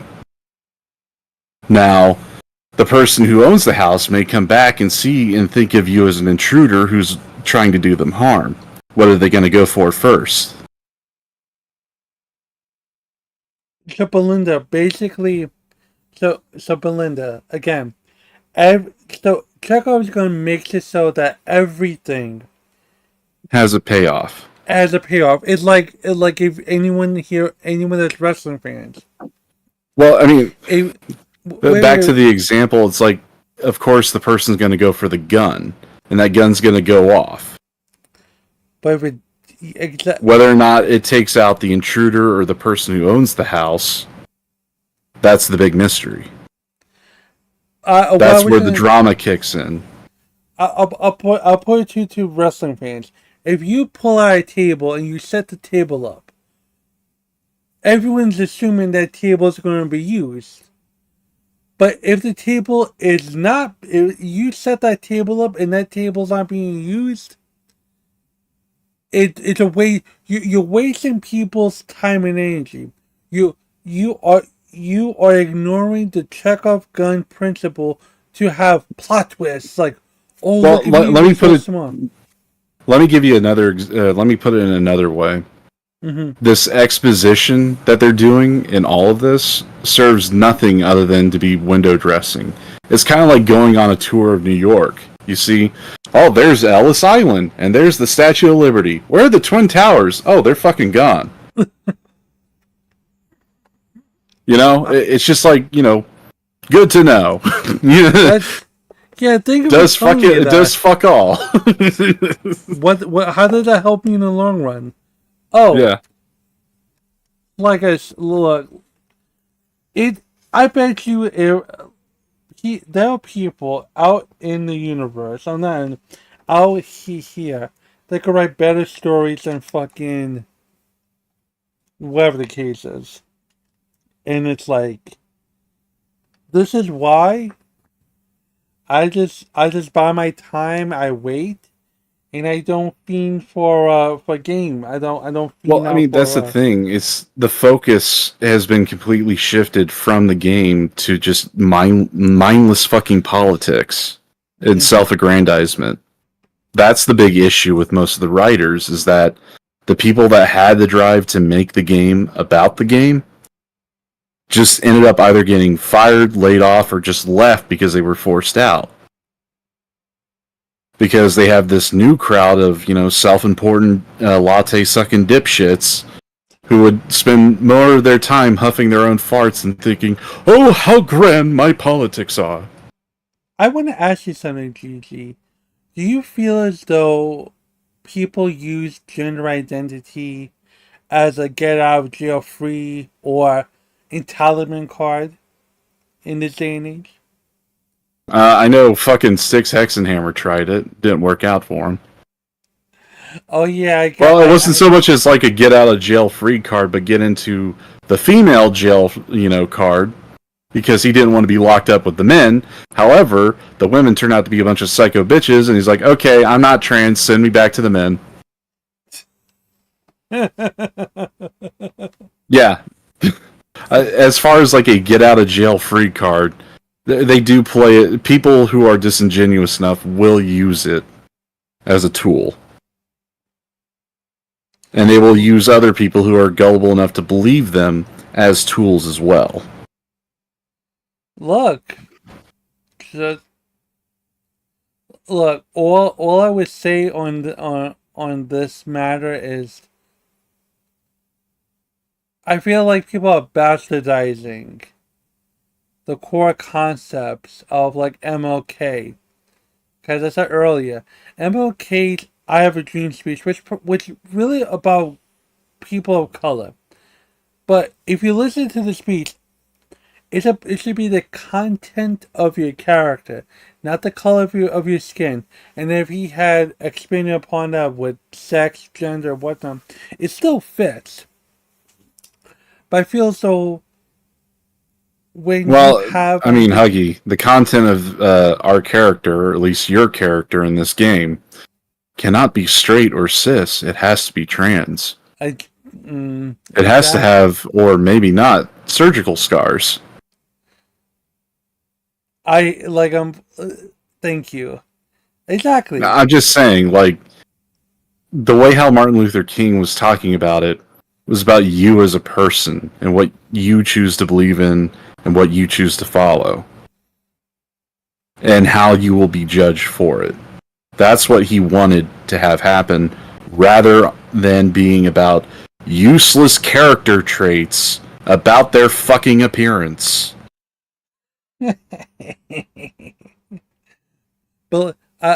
Belinda's out in like La La Land, be like, oh, we don't have this type of stuff here. Canada, I don't know if Canada. She's high. What if one's fluid? That's another fucking bullshit thing. Like, not really. Quick, bullshit. Huggy, we need to go get some blinker fluid down at the auto parts shop. Why? Because it's a fluid. Oh, you fucking asshole! It like the gender fluid again. This whole fucking gender whatnot. What the fuck ever. I don't know. Shut up, Gigi. Shut up, Gigi. You don't I'm just know. messing with you, Belinda. What if one's look? I want to fucking be nice. I love it. I like. Okay. I could get along with everybody, but it doesn't mean I have to like everyone. Pedro Pascal said that. Brilliant man. God-fearing man. I could get along with everybody, but I don't have to like everyone. And with that being said, you don't be, just stop forcing me to go along with wherever. Bro, I live in a city that is a melting pot. I've seen it. I've dealt with it. Wait, you live in Pittsburgh? Jesus Christ. Oh, no. I mean, I don't know how Pittsburgh is, but... Oh, it's a melting pot. Well, more like a smelting pot for steel. Yeah. I seriously did it. But, like, look, and I bet you every other part of the country has had some, you know, a melting pot of sorts. But, again, I'd rather people be educated than being forced to accept, to be forced to be a part of an agenda. In order for things to be legitimately accepted, it has to be a gradual thing. The NCAAP, they didn't beat people over the head with black rights. It took maybe, don't quote me on this, but the civil rights movement wasn't a wing bang thinking man prospect. It took years. It took losses. It took victories to get to the point we are today in relations to minorities. Yeah, it took Martin Luther King taking one to the head. That too, and MLK. I'm kidding. Do you really think he needed to be a martyr for the cause? No. I'm sorry, Huggy. I was being snide. GG, I'm just going along. I'm just skateboarding with your fucking stuff because sometimes you have something that's whatever. But like, to be honest with you, martyrdom, in a way, like you kill. It does add a bit of fire to it. It adds a bit more purpose. But I don't think it's a necessary evil to have happened. It's not necessary. But like I said, to be quite honest, if there could be trading, if you could trade, would you trade the heartbreak and bullshit of trying to get equal rights for your people? Would you trade away that pain to just instant gratification? Most people in the moment would say, I don't want people to be in pain. I don't want people to be suffering. But in order to gain anything, you have to suffer. This right here, the woke agenda, is you trying to speed up the process of accepting. And it's like... Well, I mean, that's the thing, Huggy. It's like accelerationism of any kind has never really helped. You don't want that. Never want that. Well, you know what like an accelerationist is, right? Yes, you want to speed the process up. It's in the... Yeah, but like, do you know like the thought process of an accelerationist? I'm gonna give him a college try.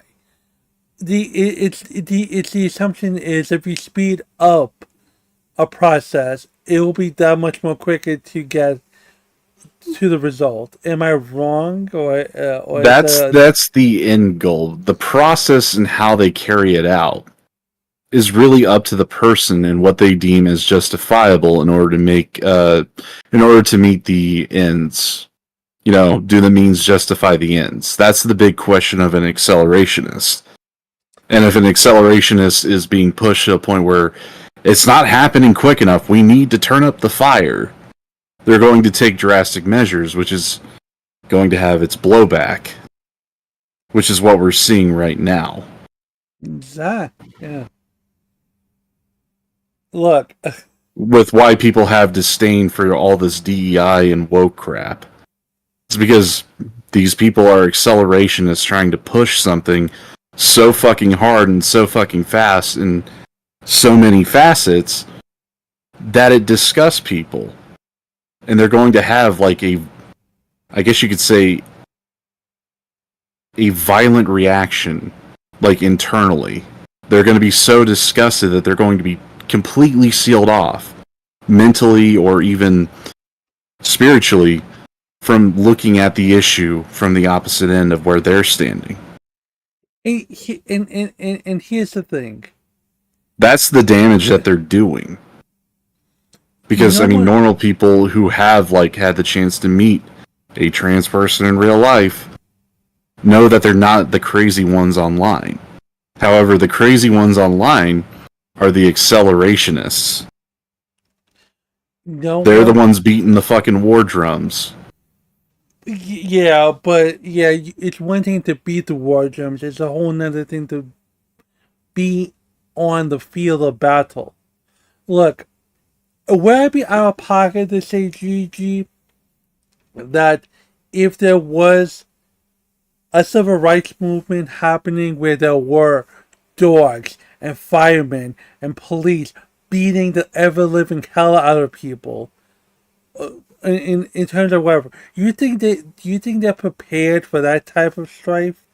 You think they're prepared to fight what they really believe in the street? No one is ever really prepared, Huggy. I mean, if you look at the civil rights, like, let me give you like the historical context of it. If you look at the civil rights movement, there were two wings. They had an accelerationist wing, the Black Panthers, Malcolm X, Louis Farrakhan, those kinds of people. Malcolm X ended up regretting being an accelerationist after Martin Luther King died, and he recanted his accelerationism and got killed for it. because the people around him, his fellow accelerationists for civil rights and by forcing it through, saw him as an enemy towards the end goal that they wanted. It's like the old saying, a slow and steady pace wins the race. That was Martin Luther King. His group were willing to take the beatings, the indignity, the having the fire hoses turned on them, all of that. That's what I meant. They were willing to stand for something and take the blows because they know that if people who are just attacking innocent civilians are going to look the worst. That's what I meant to say. Let me ask you this: Do you think this generation, who is for progressive sexual identity and politics, do you think they are prepared to go? No, I don't think they're prepared for anything. Mm-hmm. I mean, they aren't even prepared for adulthood. That's why they have like classes like Adulting 101. No. I mean, do you really think that they're going to take a principled stance once they meet resistance? See, like, they're going to crumble. This is why I like you, however, on my show, because you fixed my thought. Yes, that's what I meant. No one is prepared. Yes, they're not prepared to. Yeah, I'm fucking up. No one. Yes, no one's prepared to get beaten. Of course, you don't think in your head, I'm gonna get beat today for my beliefs. But the fact is that. Well, I mean, some people do have that mindset and have mentally prepared themselves. But no one but is in they can't expect it around every corner. Look, the closest thing we had to that type of mindset, you could disagree with me on this, was Occupy Wall Street, where you had 10 cities in the financial district. Like, it was a protest. They went through starvation, cold, heat, whatnot. Now, it's just people griping on Twitter about, the orange being bad, or Elon Musk being a bad person, or whatever the case is. It's just bitching. It's not saying or doing what you need to. It's not saying it. It's not being an activist. It's just about, like you said, people just want the result as fast as they can, no matter what the consequences are. Just barraging through that jungle, barraging through the swamp, barraging through, just to get to where you need to go, no matter how or who it affects the people. Gaming industry be damned. Who cares if the gaming industry crumbles? I want my ideologies to be recognized. Who gives a damn about networks losing out on millions of dollars of advertising? Who cares about long-standing superheroes, characters being destroyed because they are being typecast and being rewritten to fit an agenda that does not really suit them? Hell, why isn't T'Challa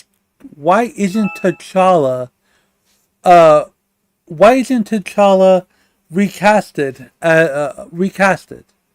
Why is it that Chad Boseman is the only person that could play Black Panther? Anyone can answer me that. It's because there is some outside forces with that Chad Boseman example that you brought up within Hollywood. Sometimes it's hard, especially after the immediate passing of an actor who basically signified the role of a character in a piece of fiction, that it's hard to find a replacement. Like, think of wait, Heath Ledger. Let me give you an example here. Okay. Both one that was living when they gave up their role and passed it on, and one who died. Heath Ledger was one of them. That's the one where he died and someone took up his role. Think of James Bond. Yes. And how, what's his name? Sean Connery. Sean Connery. I was wondering if it was O'Connery for a second there. I had a brain fart. Pierce But Brosnan. Sean Connery, yeah. And then it moved on to the next one because that character was written to be a vessel that was supposed to be filled. Because 007 wasn't his name. It was a title designated to the agent who held that position within MI6. However, you have iconic faces and actors who fill the role of that character to where they become synonymous with it. Mm-hmm. Now, it's easier if you're trying to do that where the person who's playing that character doesn't die because it's passing the torch. However, if you have a person who plays the character and then dies, it's like, who would be a fitting person to take up the mantle? Because you only had, what's his name, play Black Panther once. Yeah, you only had him play Black Panther once. We didn't get to see a multi-series of movies where he continues to carry on and builds the character from his own talents. Chadwick was an outstanding fucking actor. I think. Yeah. I think so. It hits like doubly hard. But you have, but there are many great black actors like Idris Elba. There are many great black actors, but you need to think of the mindset of the people who are trying to make sure that the IP survives. Is that they need to make sure that whoever takes up the mantle after isn't going to do such a piss poor job, or is going to actually present the character as they thought Chad Boseman would. There's a lot of different factors and wants that need to be filled before they can even fill the role for the next movie.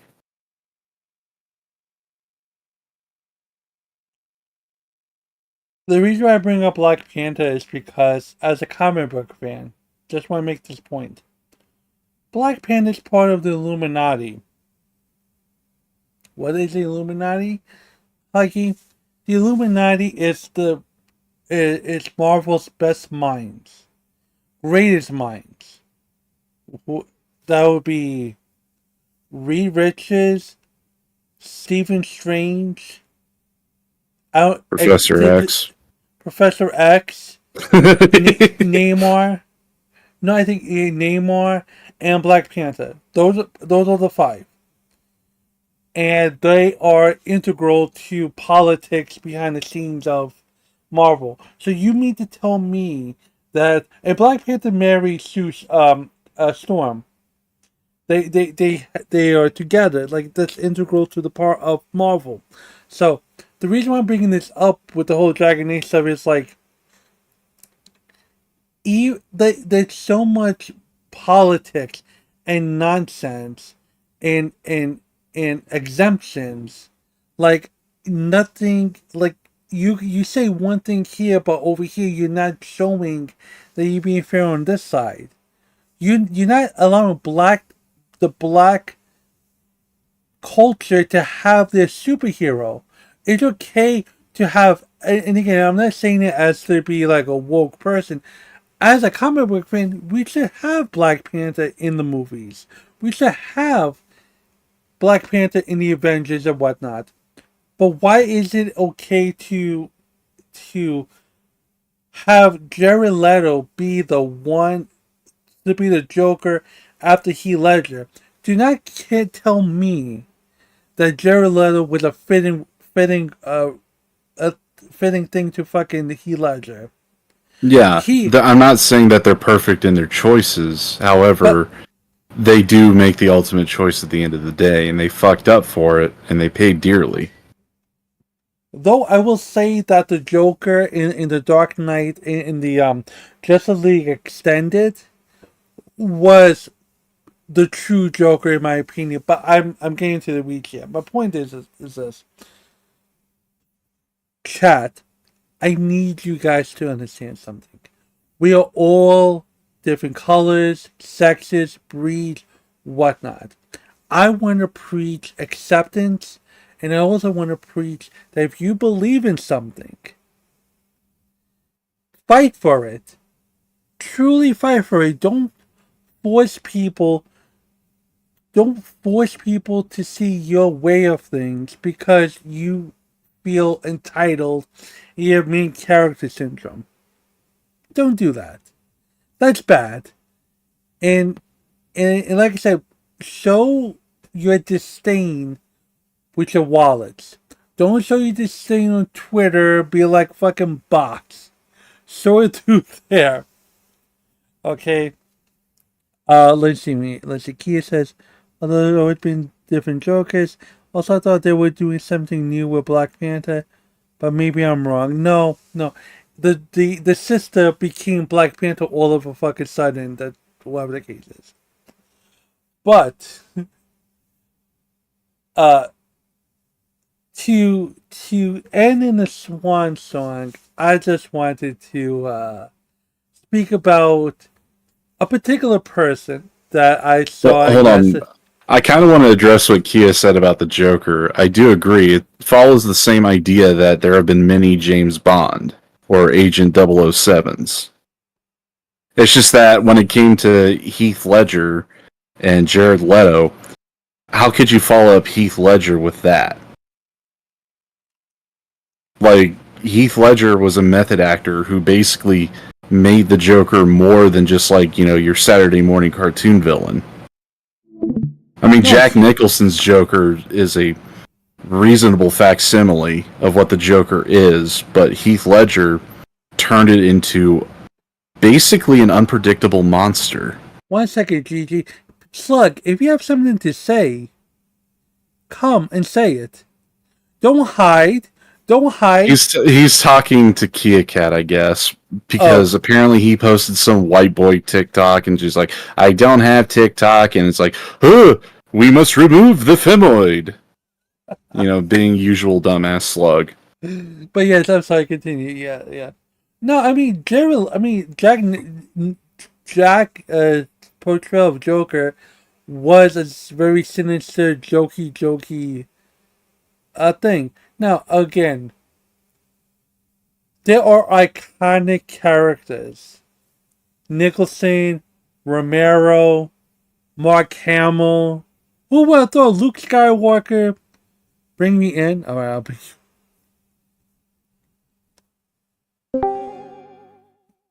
Hello, my dear friend Slug. Am I allowed to say slurs? Why would you even want to? I don't know. Listen here, you motherfucker.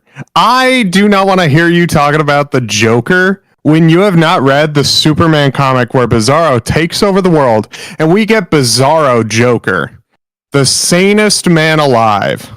And? Also, Jared Leto was meant to genuinely be one of those fuck-ups by Warner Bros. Because they're trying to bank off the success off of that emo boy craze at the time. He was a gangster Joker. It wasn't until... Yeah, it is an emo boy Joker. Because emo boys think they're gangster. Well, I mean, I liked fucking the Joker from the Dark Knight series because he was truly an unpredictable monster. It was great. It was almost like watching a fucking serial killer, like an actual one, where you couldn't predict where they were going. However, you had a clue of what they wanted to do. Honestly, the best Joker, and this is going to be one that's going to piss a lot of people off, Batman the Brave and the Bold cartoon. Ooh. That was the best Joker. I'm trying to remember, is that a new one or an old one? It's the cartoon. Search up Batman Brave and the Bold cartoon. I like it because it's Golden Age Joker, but it's also... You get to understand that this guy is psychotic enough to do so. I'm surprised you say that and not Mark Hamill's Joker. But I respect your I want to Batman the Brave and the Bold. Also, I spent all fucking night transcribing shit because job, I guess. Yeah, but job. Jeff Bennett did a pretty good job as Joker in that show. Joker And it's a fun show. It's a good show. Like if you want Saturday morning cartoon, you get that. I don't disagree with you on that. I'm just saying that. Also, what is this fucking title? Woke just killed BioWare. What are you becoming, Huggy? Some fucking anti-woke streamer? I gave no. I gave evidence. Gigi saw the evidence. Gigi, was I out of pocket when I said that shit? Not really, but did you have to add the question mark? I'll fix it. Here's the thing. Here's my theory. If Huggy and only Huggy can describe what woke is that killed BioWare, the woke that killed BioWare, I won't bitch at him about it. Okay. So describe to me what happened.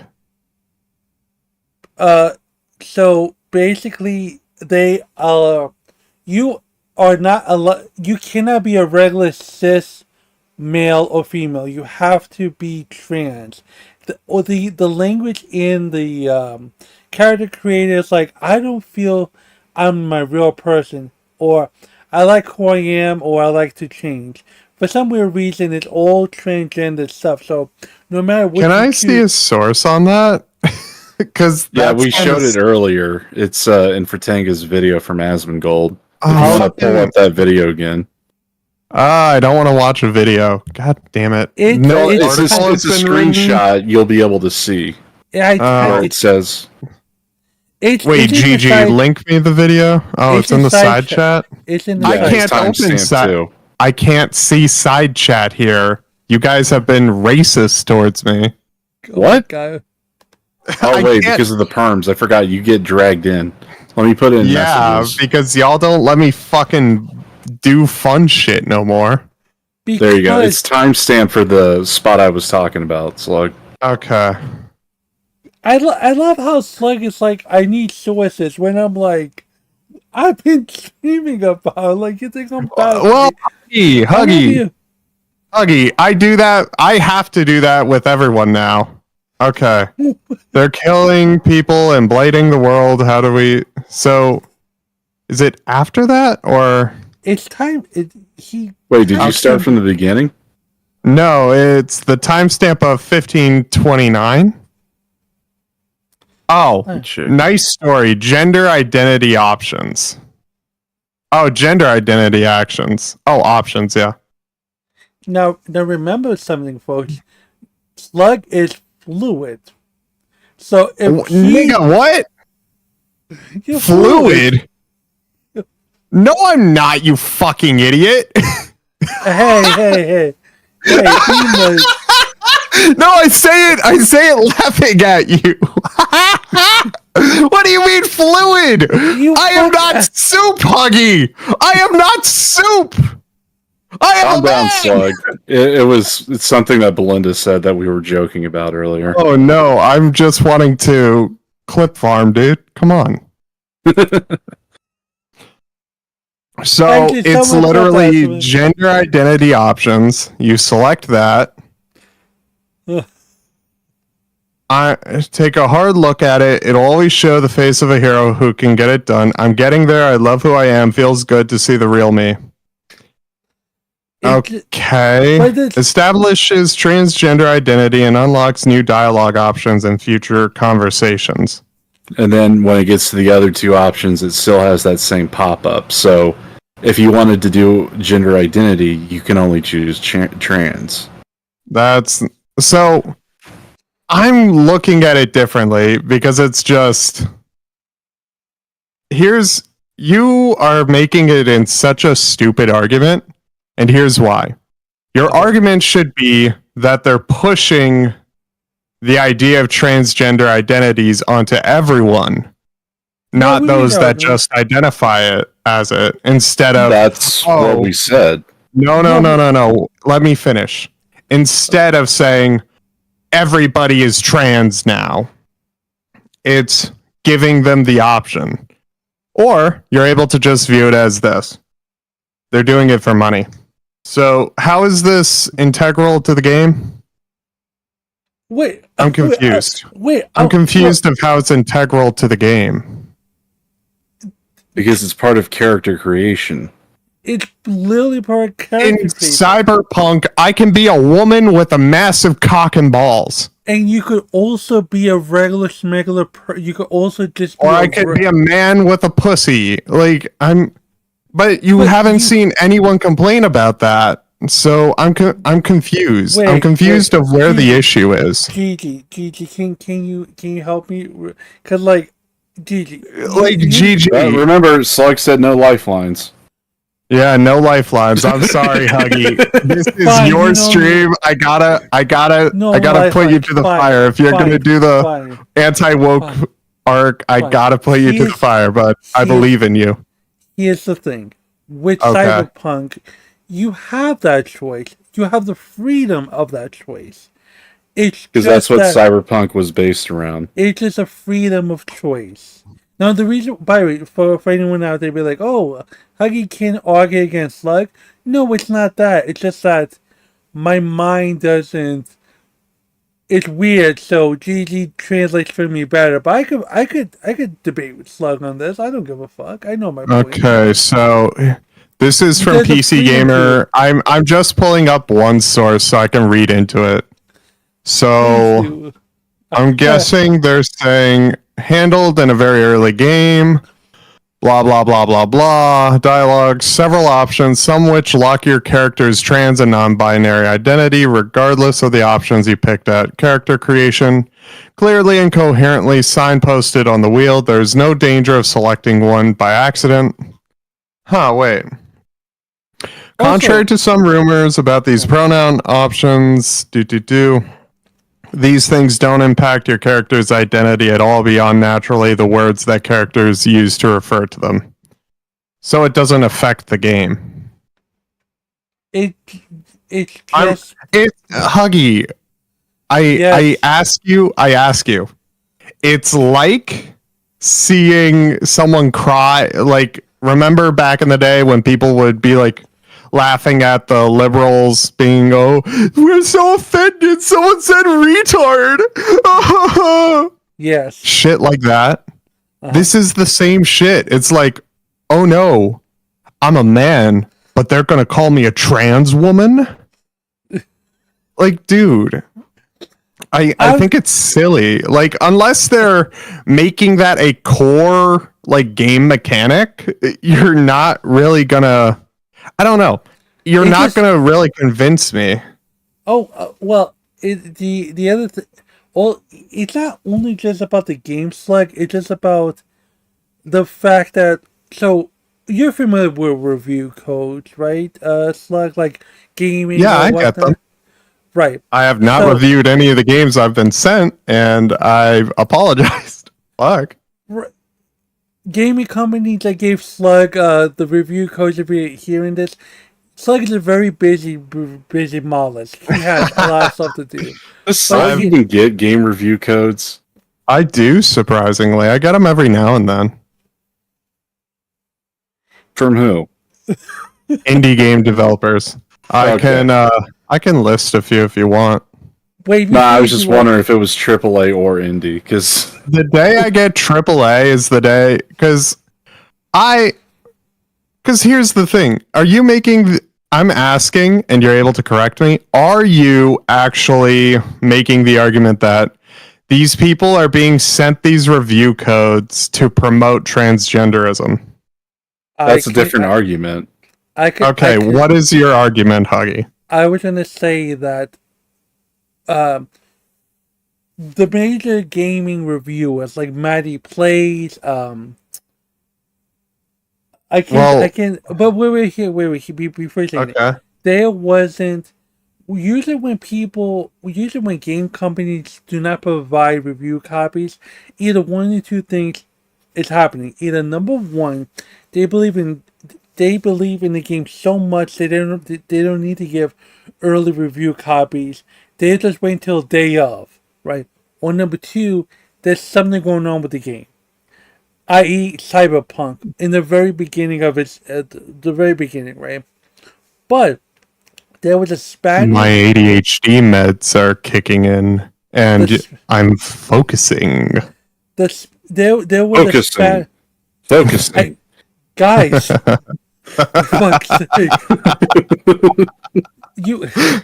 Huggy's just getting double teamed by two idiots being like, focusing.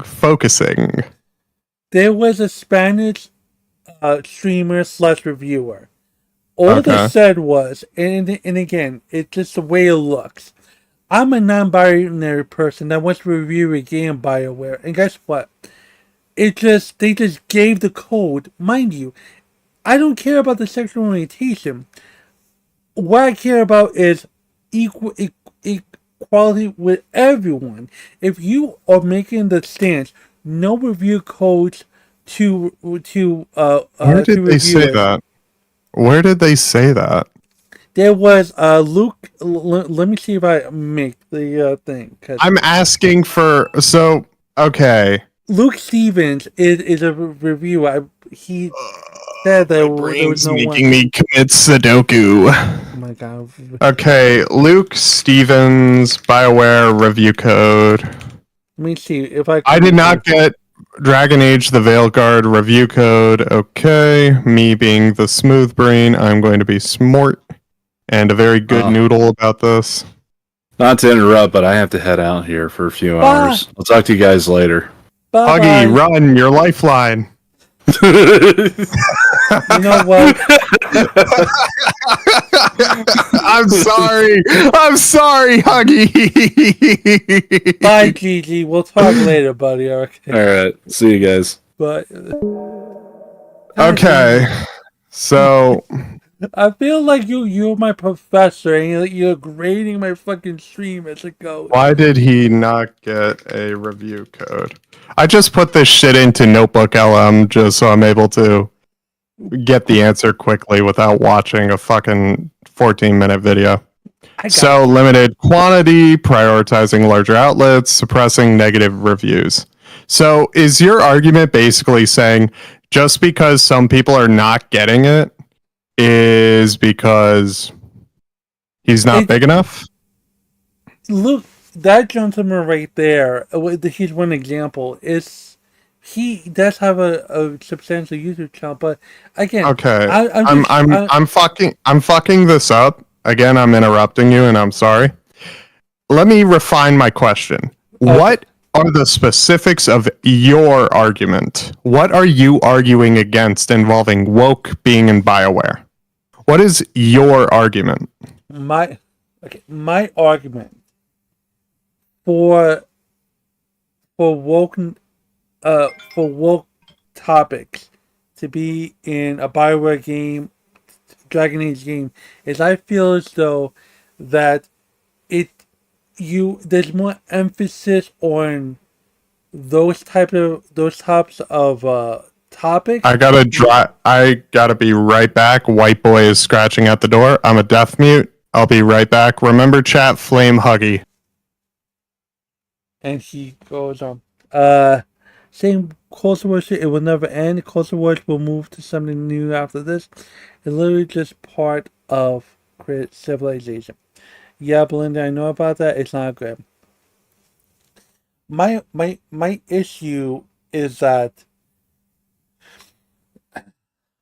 if you are making it a point to have gender identity be the identity of your game, and also the fact is that you're being lazy with it just being like a Gears of War type of clone where dialogue is not basic dialogue, it doesn't make any sense. It hurts the performance of the game. And there is space for these issues to be explored in the game. But you have to have a package you have to have a product that is very engaging. And if it becomes thought provoking, have that too. Okay, but it'll just say private company making decision. Okay, but it's just a private company making a decision you don't like, Huggy. You don't buy that game and you don't have to play it. Some things that I love as a kid I have been ruined by new iterations. Close the voice. It's not worth this. Yep. But I feel like I said, I'm a fan of BioWare as a company, and I just don't want it to become where Dragon Age Veilguard becomes the sticking point to a sticking point for BioWare to not be worthy of staying in the gaming domain, because there is such a vitriol with it, and any hint, any whiff of gender politics is poison to seemingly a large mass of people. And BioWare is not known for cringe dialogue. I mean, it's known for some weird dialogue, but it's not known for cringe. Strictly tried sending me something, and I was actually blocked from seeing it on YouTube. The older we get, the more touch will be. Really, Belinda? Well, by the way, as we wait for the slug, Kia Cat is a good luck charm. You know why she's a good luck charm, folks? I'll tell you why she's a good luck charm. But last night, I'm in the call with my community. And I was having trouble fighting this boss, and it was 1 o'clock in the morning. And then it happened. A second.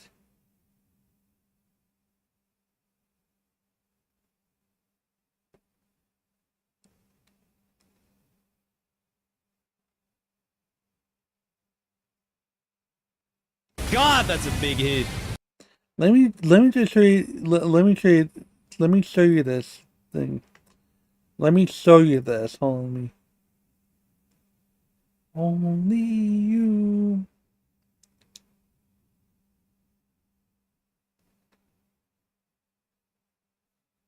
Oh my God. Only you. So I was fighting this boss, right? And then Kia comes in like a hurricane, and just helps me fight this boss. This is Veil the Dread. You fight this boss as a quest line, not part of the main story of the DLC. You have to fight it. You have to make it a point to search it out. It's a great boss fight, but look. Oh shit, phase 2? Okay, chat, since Huggy's deciding to be anti-woke today. Oh God. By the way, I love this how is so retarded. What's up? No, listen, I'm just having fun. I know, but it's come on, man. I'm just enjoying. Listen, I feel about something. Am I going? No, I understand you feel about it, but it's you're complaining about a thing that isn't a gameplay mechanic. My character is trans. I don't want it to be trans. It's a fictional character. It's the same argument that people used to own the libs back in 2016, being it's just a word. I've also spoke about dialogue. I've also spoke about the gameplay of the game. I'm not just making it just about identity or politics. I'm just saying when there's a whiff of How can gameplay be woke? No. Are we putting our characters through like transition surgeries now in video games? Slug,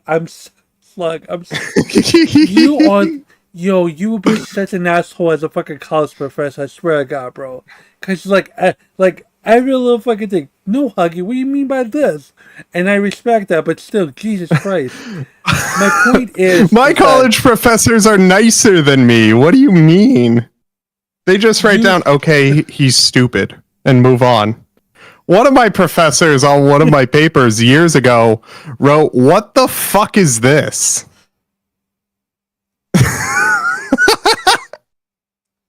What did he say? What the fuck is...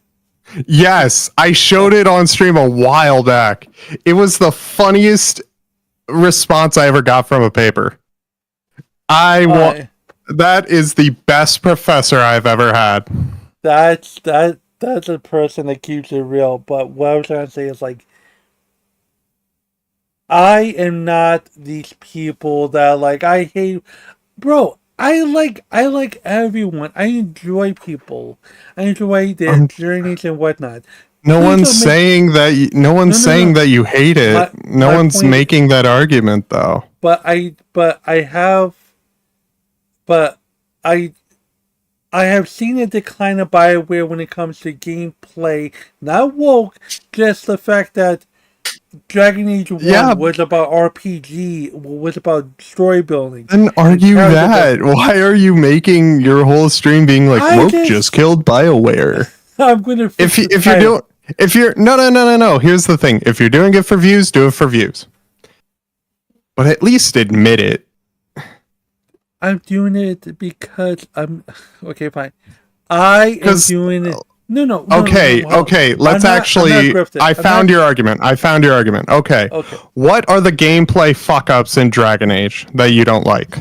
The fact that it just became a glorified Gears of War clone. That all you're doing. Explain. Okay. Keep going. What I mean is that if you look at Dragon Age 1, it was all about strategy. Spell placement, positioning. It was very tactical. Then you went to Dragon Age 2, and it was a little bit more of a... Dragon Age 2 and Inquisition was more of a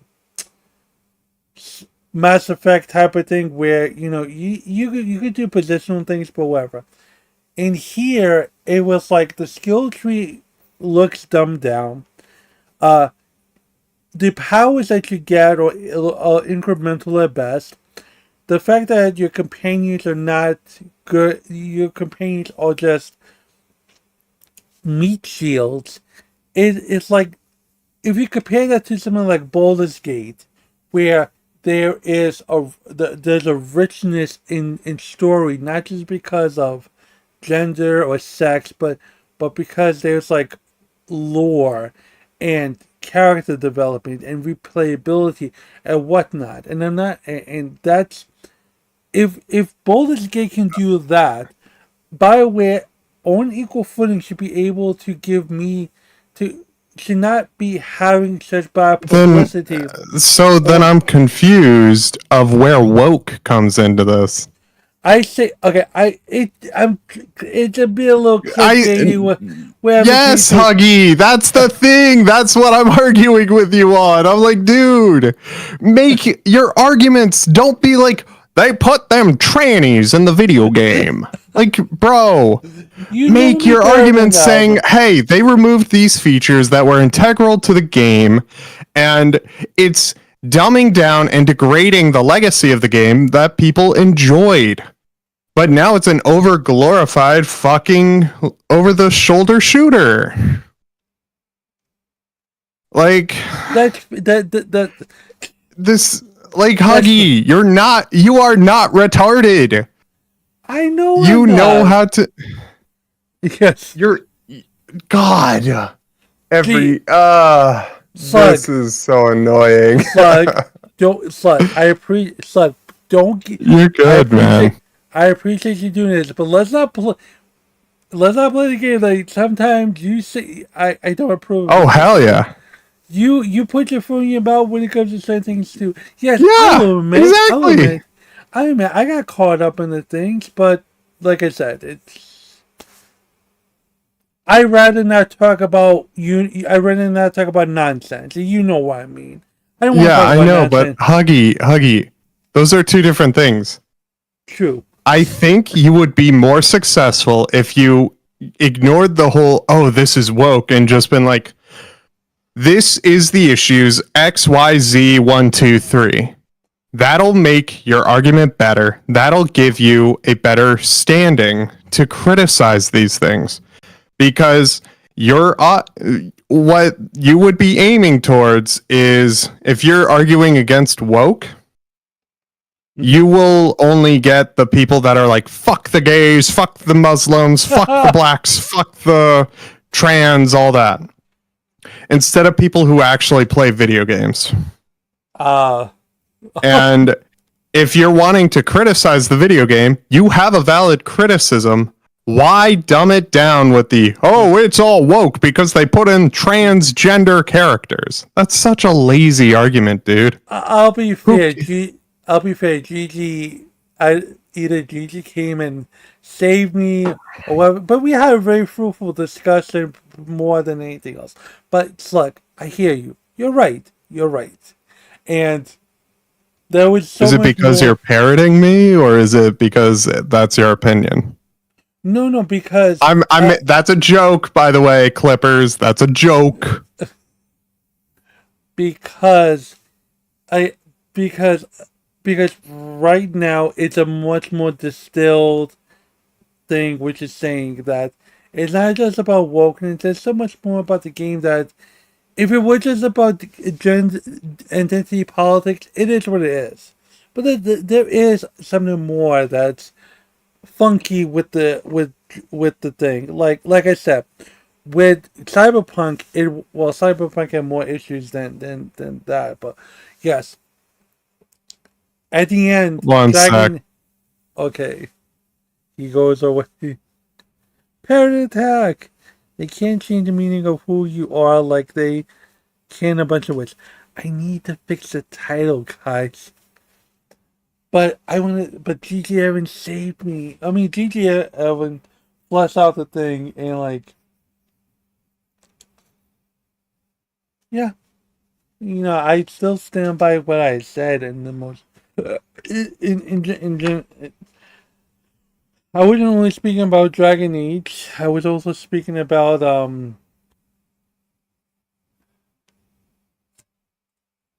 how things are in I was also speaking about general in the stuff. Oh, it's but yeah, when he came back, yeah, Belinda came. She put her summer sign down on She put her summer sign down in Elden Ring, and then she kicked ass. Kia is a true Elden Lord. So thank you to Kia for saving my life in against the boss. And I will say this really quickly. I'll say this. If you are a Dark Souls, if you are a fan of Elden Ring, and you like challenges, go ahead and get the DLC. I'm being so serious. What's this? Oh. As a Muslim slave owner, I fucking hate you so much. I hate you so much. But yes, Slug. Again, you translated my thoughts better, like GG does. Not to say that I'm incapable. I just have a lot to say. You need to get better at saying your own fucking words, my guy. I am doing my best. Here's an actual thing. 1, you learn, you write it down, and you read out what that says verbatim. And then You write down the things in your mind and then say them. Don't try and appeal to chat. Chat is dumb. I love my chat, but chat is always dumb. Hey, you are the listen. streamer. No, you are the streamer. They are the viewer. They are here for your opinion. You are not a slave to your viewers. Fuck, Huggy. Look at what happened to fucking Dave, dude. He became a slave for his viewers, and look at where that got him. It's a joke, chat. He doesn't really believe that about we all love one another, blah fucking blah, whatever the case is. Fuck it, whatever. But yeah. It was really, like I said, Gigi and Slug are very helpful to this. Yeah, you get liberal Slug and conservative GG. Gigi's like on some other shit. Reality is, who gives a fuck about the gender of your character in a video game? The game should be good, the story should be good. If the story and gameplay are bad, the game is bad. I would fuck. Yeah. We made me and Gigi were pontificating about what Pontificating? I have a vocabulary. The fuck off. Vocabulary. We were pontificating about Gigi. Pontification. Only in my stream, guys. Will you have Slug being silly goose? No, but GT 6, we were thinking to ourselves, what is going to happen with the game? I swear to God, if y'all start bitching about it being woke, I'm gonna kill myself. No. If anything, they might just be tongue in cheek about it. I highly doubt. Look, again, I gotta see for myself how things are reacting to it. That's all I care about. Listen, I live in a fucking place where it's woke 24/7, 365. I'm around this shit. I don't give a fuck about wokeness, honestly. I'm not in fucking Montana or fucking Oklahoma and wherever the case is where Oklahoma. I'm not there. Maryland or fucking Maine or what the fuck ever, but like, why the fuck is the Halloween stream doing really well right now? What the fuck is happening? Your Halloween stream? Mm-hmm. Why the fuck is it doing well? What are you? What I need to look at your Halloween streams. Dude, watch the cooking segment. It's great. I will actually. I will do that. Yes, I might do that actually. But Slug, do you have any projects that you want to promote that you have on the horizon? Honestly, I'm going to I don't know. Like after everything that's gone on, I lost a lot of motivation to make content. So, been taking a bit of a step back. By the way, are you able to speak about because there was like stuff on Twitter about you saying that there might be a stream that might be taken down? Milltown basically being a false flagger. Yes, you were saying. So that stream, I put out that tweet preemptively because of the fact that one, he is mentioned. He's talked about in the stream, and so are the two Lees. And they are known to false flag and do a bunch of brigading, which is against TOS. So I put out that tweet preemptively. Then fucking Dave got himself involved with a girl named Meg. Very mentally unstable. Do not contact her. Do not interact with her. She is too unstable. She is a risk to herself and others. And yeah, all of that happened, and Dave had a cope stream the next day. Oh boy. Yeah. But yes, okay. The guy is not okay in the head. He is not okay in the head in the slightest. And he's basically blaming everything on everyone else. Yeah. I just want to make a quick point. As you can see, I'm not parroting Slug. Slug came in and he yelled at me about shit. Not yelled at me, but he was trying to redirect my focus. If I was I'm not redirecting your focus. I'm trying to figure out what the fuck you're saying. He was trying to figure out what the fuck again. He was trying to. What the fuck am I saying? What is my main idea of the whole? No, what the fuck's your point? Oh my. Again, there are certain people. You are parroting Slug. I just want to make this very clear. I have my thoughts. He has his thoughts. That's it. The only time it may sound like we have the same idea is because sometimes when you go through talking about something, maybe it makes sense to you or makes sense to me that someone else says it, and I'd be like, oh, let me just talk about this. Other than that, my feelings are my feelings. My thoughts are my thoughts. But I digress.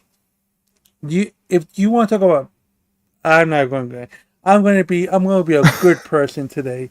The reality is, it's just like, what else is there to fucking say, dude? Like, what else is there to say? I can't just be like, oh, hey. I can't pop up and be like, hey, this guy is all like, I'm not going to be like Dave. I'm not going to obsess over one topic permanently. I mean, to be fair, that was you a long time ago. It was fun. It was interesting, but you knew that you shouldn't be doing all that. You are, hell, your coverage about the conflict, great work. Your stuff on the Slug Report 8, good work. Your cooking stream, your vlogs, White Boy. And got a new camera. I'm able to do much higher quality video God now. Damn it, Patrick. Patrick, you fuck. Listen, after stream, help me fix my audio. Since you awoken, I guess, from your fucking 8-hour slumber. Which, by the way, you guys should get Slug on your show one of these days. See if Slug can do 8 hours of fucking nonsense. Why? Why the fuck would I want to do that? Because you like to hear yourself talk. No, I'm going to be trying to, like, my next actual video, I'm actually going to be testing out my new camera and getting better with it. So it's going to be an experimental video, testing out different things in different formats. So I'm excited.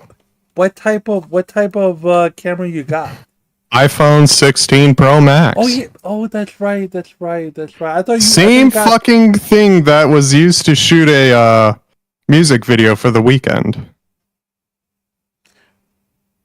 I thought you had a camera. I forgot you got an You're iPhone. good. Mr. I got. Do you have a case at least? Yeah. I got a leather case. A leather case. Okay. Fucking hell, you got iPhone 16. I bet you it's rose gold. No. Titanium black. Ooh, look at that, fancy. Vin, that's it. I'm not weak. Yeah, go get yourself a cup of coffee, my guy. Oh, by the way, quick thing before we end stream. I love you, everyone, for coming. Make sure if you haven't voted, you go vote.